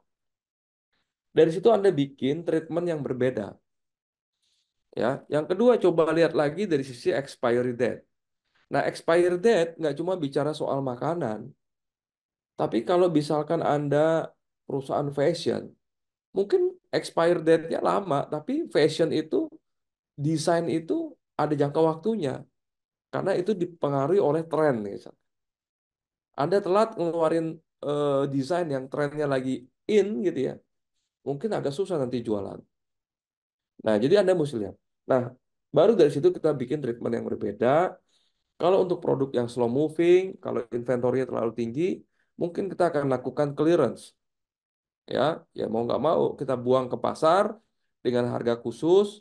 Yang penting cash flow tetap bisa masuk, ya, dan persediaan udah keluar ke market. Ya, jadi paling normal, Pak Dadang, solusinya adalah clearance. Tapi jangan langsung lakukan itu, analisa dulu. Ya, insya Allah itu ya. Assalamualaikum Coach. Waalaikumsalam warahmatullah. Minta insight terkait pembayaran tempo yang diberikan supplier. Kesininya perusahaan jadi susah untuk membayar. Apakah untuk membayar ke supplier tidak alokasi dari ini karena working capital-nya tadi. Karena working capital cycle-nya. Anda minta pembayaran mundur ke supplier. Giliran jatuh tempo tetap nggak ada uangnya gitu loh. Ya, tetap nggak ada uangnya. Nah, ini salah sebenarnya. Jadi harusnya kalau Anda udah bisa bayar mundur nih, kan logiknya kan gini ya, logik. Kalau pembayaran dari customer lebih cepat dari Anda bayar ke supplier, harusnya kan uangnya ada kan, dan untuk modal kerja. Tapi permasalahannya kenapa nggak ada? Nah, biasanya nih, ya operasional expense atau beban operasional yang terlalu besar.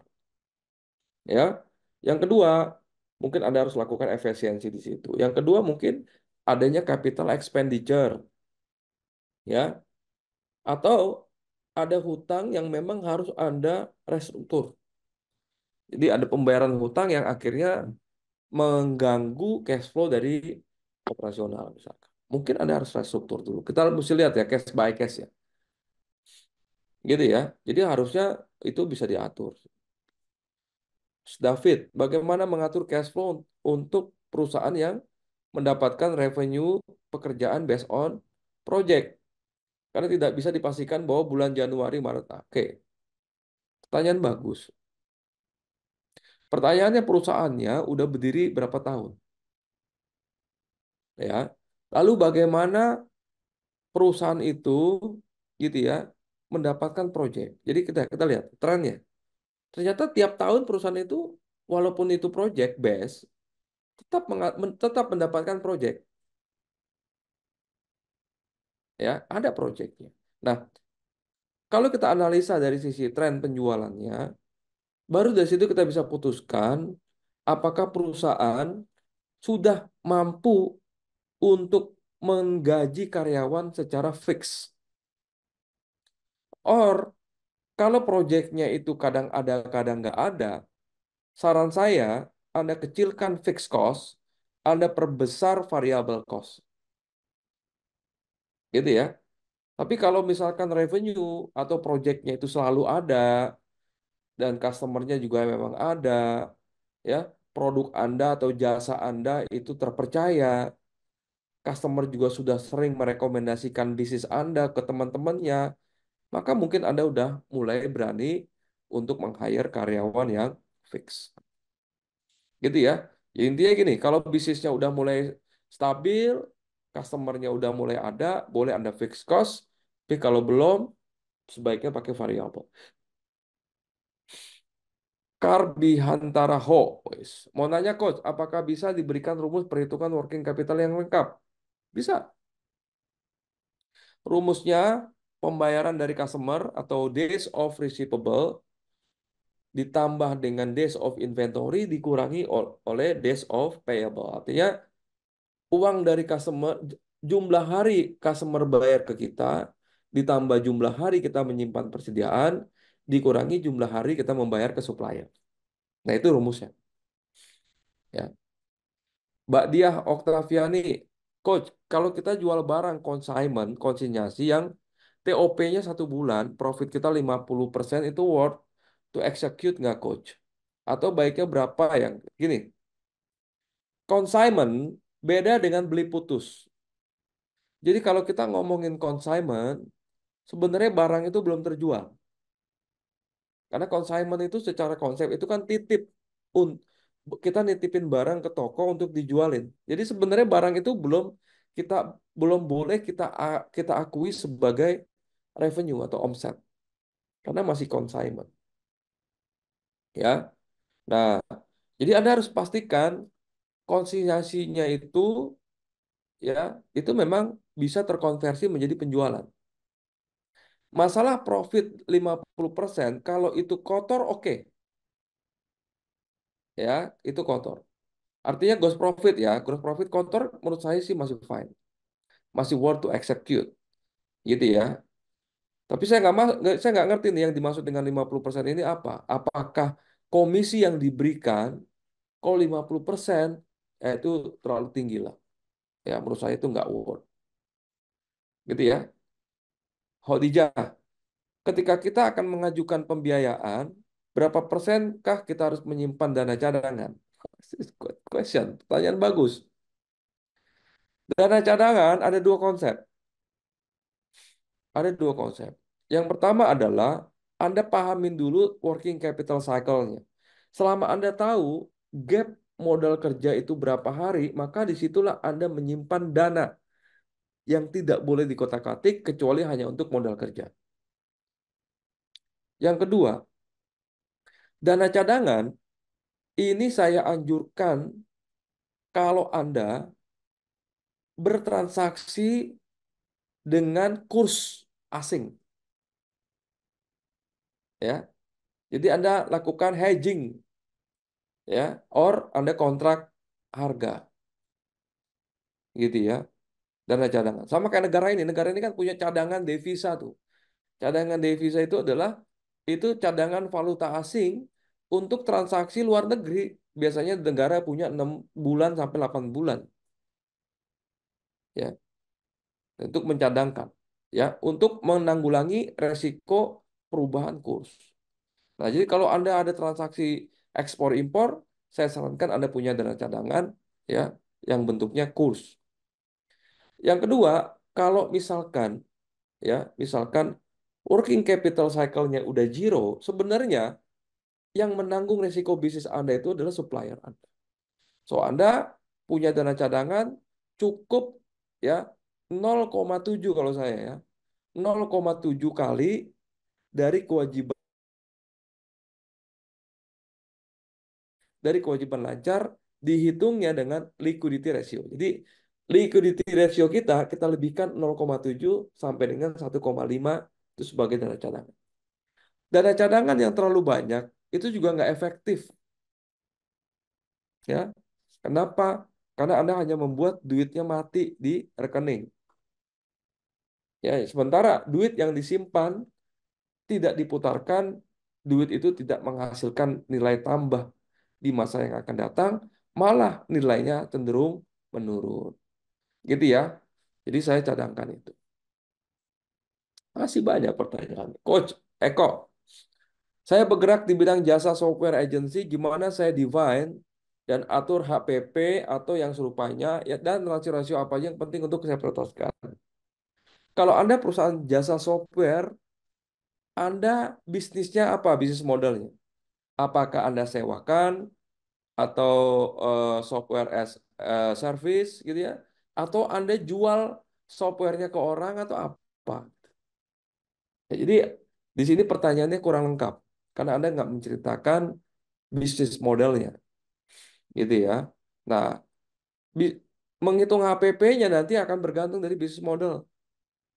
Kalau Anda jual software, maka semua biaya yang membuat software itu dari nggak ada jadi ada, itulah HPP-nya. Kalau Anda menjual softwarenya.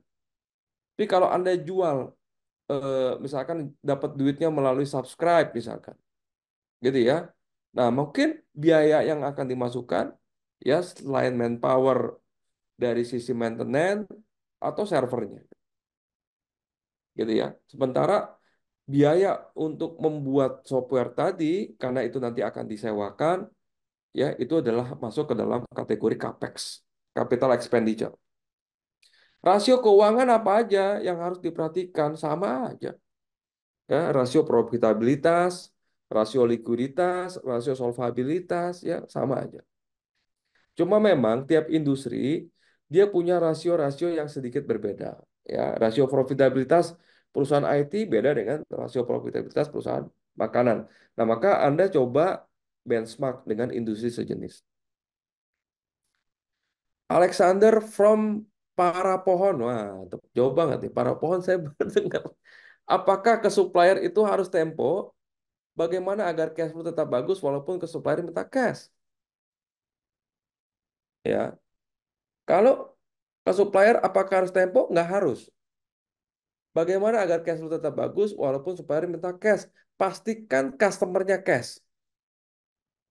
Ya, jadi kalau supplier minta cash, pastikan Anda mendapatkan penjualan juga cash. Nggak bisa, coach. Customer bayarnya mundur.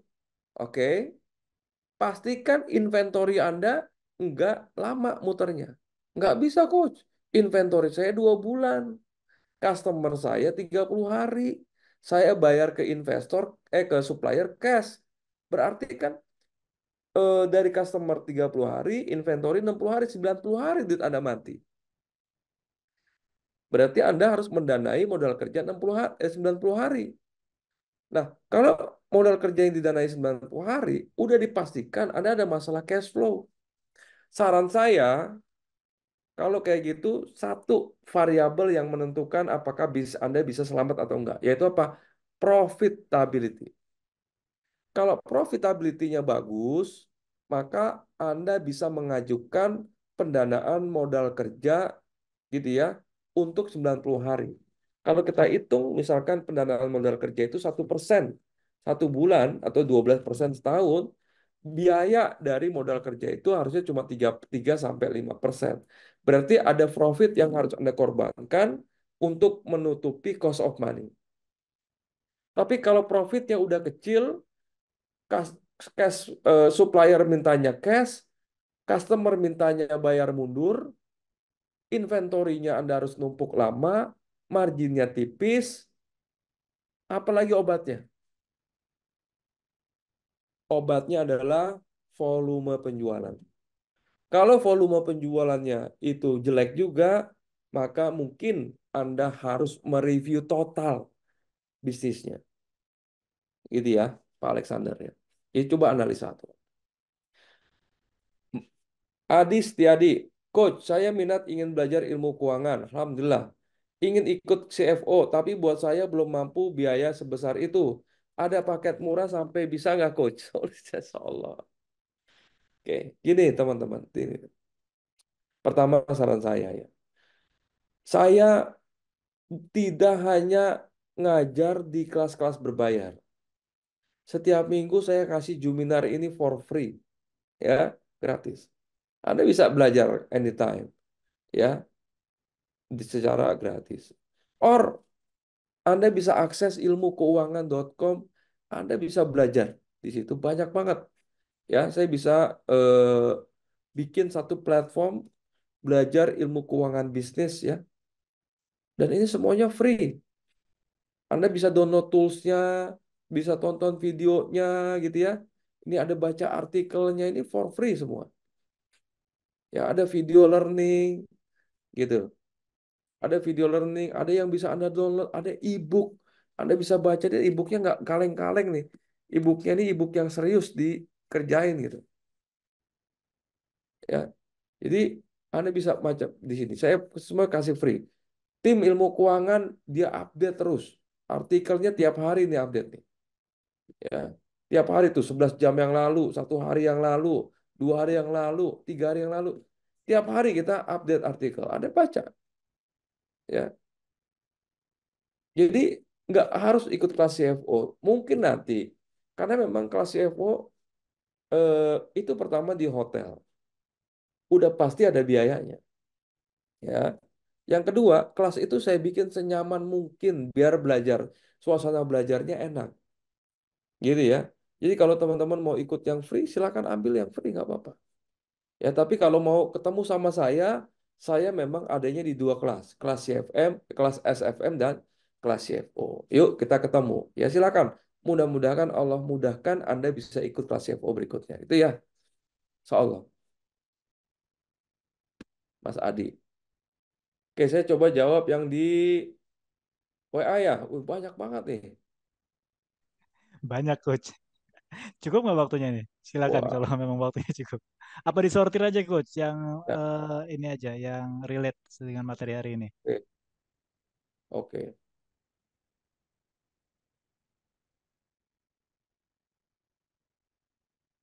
Nanti bisa di-share PPP. Ntar tanya Mas Bayu ya.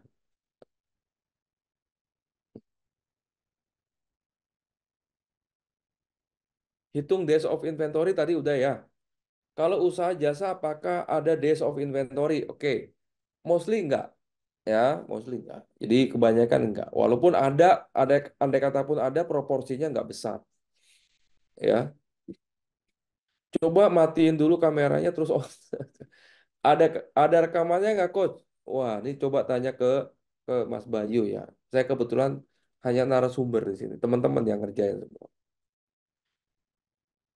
Tanya Coach, industri garmen di Jawa Tengah dalam akhir 2 bulan ini banyak yang cash flow-nya kurang bagus. Kena ya itu karena industrinya itu udah mulai tergantikan dengan teknologi.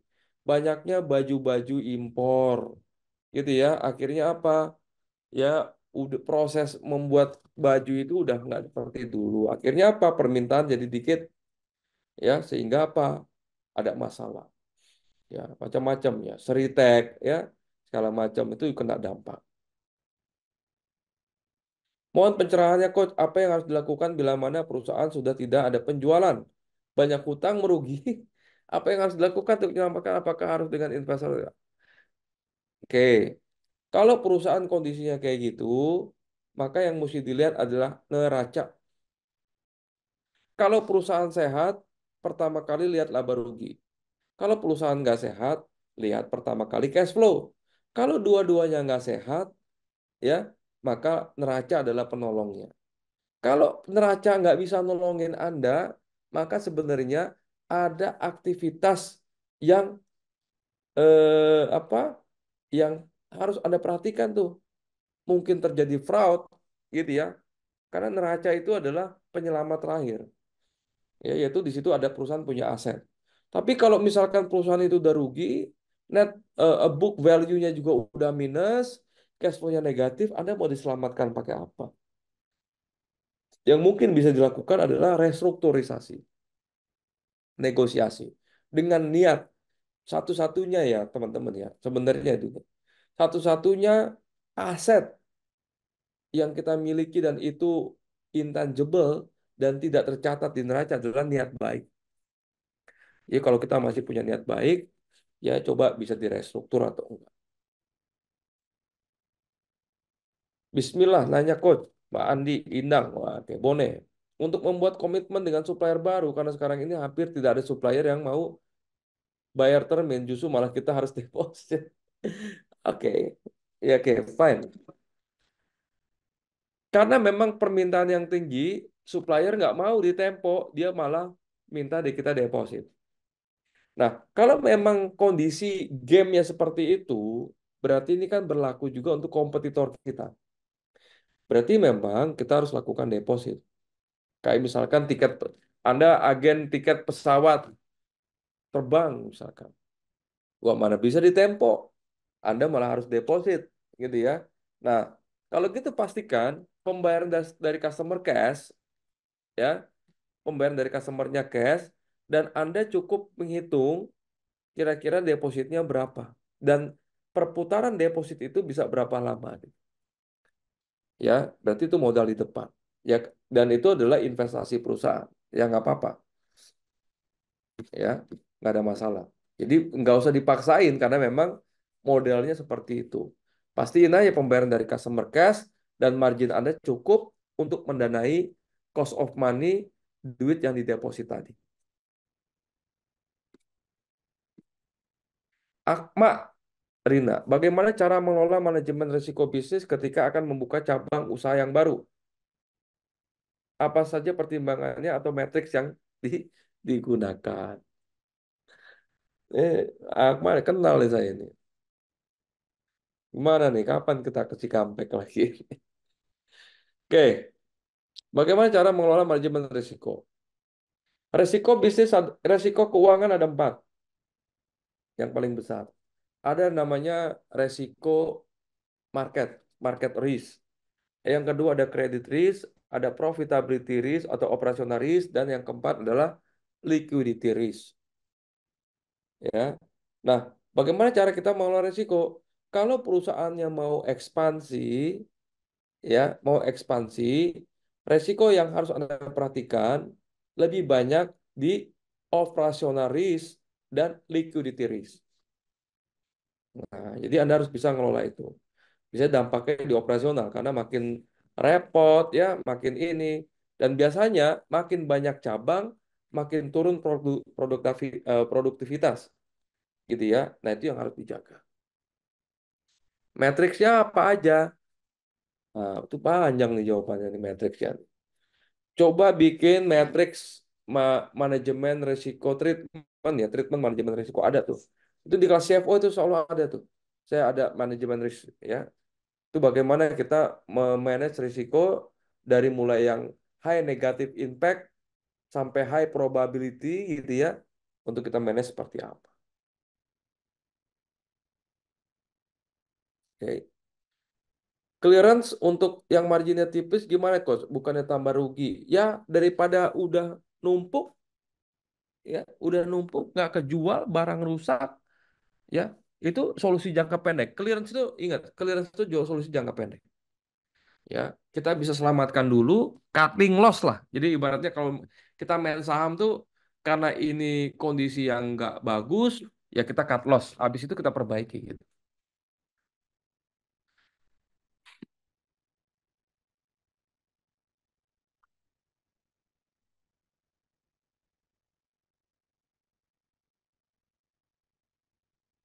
Oke, Ignatius. Coach, kalau misalkan kondisi perusahaan modal kuat kemudian dihadapkan dengan pilihan oleh supplier bayar top atau cash, kalau cash dapat diskon 1%, mohon lebih baik. Nah, bagus. 1% itu 1 bulan. Kalau kita menggunakan suku bunga komersial 12%, misalkan. Ya, 1 bulan.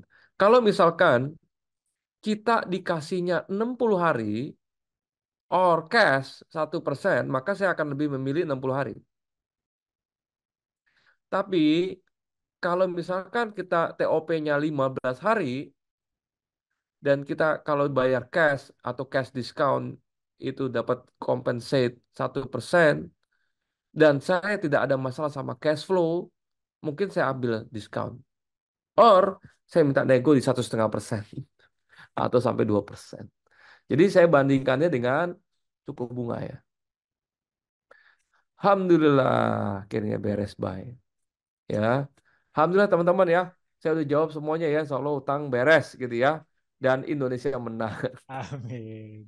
Oh, luar biasa nih. Oke, Ini saya kembalikan ke Mas Bayu. pertanyaan lumayan berat-berat nih coach. Ini Wes, kayaknya mantap. udah Pertanyaannya mantap nih. top, gitu. Pertanyaannya Ini top. luar biasa. Ini Pak Ya, David, liar Pak nih Dadang. pertanyaannya Waduh, liar. waduh. Ini kalau ikut kelas CFO terusnya masuk ke kelas ini ke apa? Ke materi case study yang itu pembuatan financial dashboard itu company guiding statement. Wah, ini seru kayaknya nih diskusi di kelas CFO nih orang-orang yang hadir di sini nih.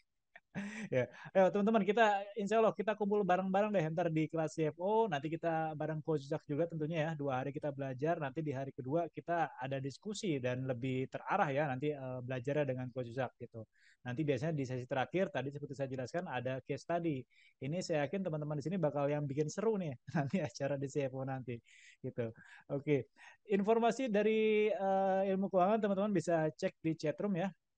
Itu ada beberapa informasi nanti setelah acara kita tutup kalau teman-teman masih mau cek lagi silakan mungkin 10 menit setelah ditutup masih kita open ya Zoom-nya jadi kalau teman-teman mau mindahin informasi ke WA atau ke note silahkan itu ya informasi pertama ini buat teman-teman yang mau bagaimana program edukasi ilmu keuangan dapat mengatasi tantangan bisnis Anda? Dapatkan free konsultasi private Zoom 30 menit dengan fasilitator ilmu keuangan. Jadi buat teman-teman yang masih bingung startnya dari mana gitu ya, mungkin baru pertama kali engage ya masih asing dengan CFO tuh apa sih, kelas SFM tuh apa sih gitu ya. Nah itu kita ada Zoom sama fasilitator ilmu keuangan, nanti bisa dijelaskan preview ya program-programnya gitu seperti apa aja, nanti bisa hubungi link WA yang ada di chatroom. Informasi kedua ini untuk pendaftar pertama. Nah, ternyata baru keluar lagi nih. Tadi saya bilang ada early bird buat teman-teman yang daftar kelas CFO. Tentunya ada early bird dan buat 5 pendaftar pertama ini harga 7,5 seperti kita informasikan sebelumnya untuk kelas CFO 7,5 juta. Anda cukup membayar 6,5 juta rupiah. Jadi kalau Anda daftar sekarang cukup 6,5 itu sudah hemat 1 juta ya dan dapat free e-course senilai 650.000. Ini buat 5 pendaftar pertama. Nah, insya Allah kelas CFO kita adakan pada tanggal 20-21 Mei di Pullman Hotel Tamrin Jakarta. Segera daftar sekarang sebelum early bird-nya habis. Atau kalau pengen teman-teman dapat e-course juga cepet deh. Ini cuma 5 pendaftar pertama.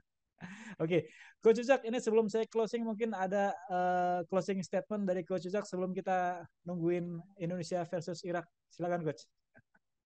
Oke, jadi gini teman-teman, saya selalu bilang gini ya, tidak ada keputusan bisnis yang bukan keputusan keuangan, gitu ya. Jadi Anda harus mulai terbiasa kita belajar keuangan. Nah, jadi di kelas SFM dan kelas CFO, alhamdulillah itu udah ribuan ya alumninya. Saya coba menyampaikan materi-materi yang rumit itu dengan cara-cara yang sederhana, gitu ya, sehingga teman-teman bisa praktekkan ya bagaimana ilmu itu dipraktekkan setiap hari sehingga perusahaan Anda jadi kuat, gitu loh. Walaupun Anda nggak ada direktur keuangan yang mahal di situ, tapi Anda bisa mengambil keputusan like CFO gitu ya. Jadi ya mudah-mudahan kita bisa ketemu nanti di Pullman ya, insya Allah ini juga tempatnya juga terbatas ya, nggak bisa banyak-banyak ya. Kalau di Hotel Jakarta tuh nggak bisa banyak teman-teman. Dikit nggak bisa banyak Ya, Jakarta ya. Hotel Jakarta nggak bisa banyak dan sekarang udah lebih dari 50 ya kalau nggak salah yang daftar. Ya, Jadi mungkin slotnya juga udah nggak banyak lagi. Hmm. Gitu ya. oke, thank you Coach Zak. Ya, alhamdulillah teman-teman kita udah selesai pertemuan kita pada hari ini Kamis 2 Mei 2024 dengan topik trik mengelola cash flow bersama Coach Zak. Thank you Coach Zak atas materinya luar biasa nih teman-teman di sini tentunya bakal dapat banyak insight ya dari Coach Zak gitu ya. Semoga kita bisa ketemu lagi di pertemuan berikutnya. Insya Allah minggu depan kita ketemu lagi. Selamat beristirahat, selamat nobar ya buat bapak-bapak. Saya Bayu Nirbayanto izin pamit. Assalamualaikum warahmatullahi wabarakatuh.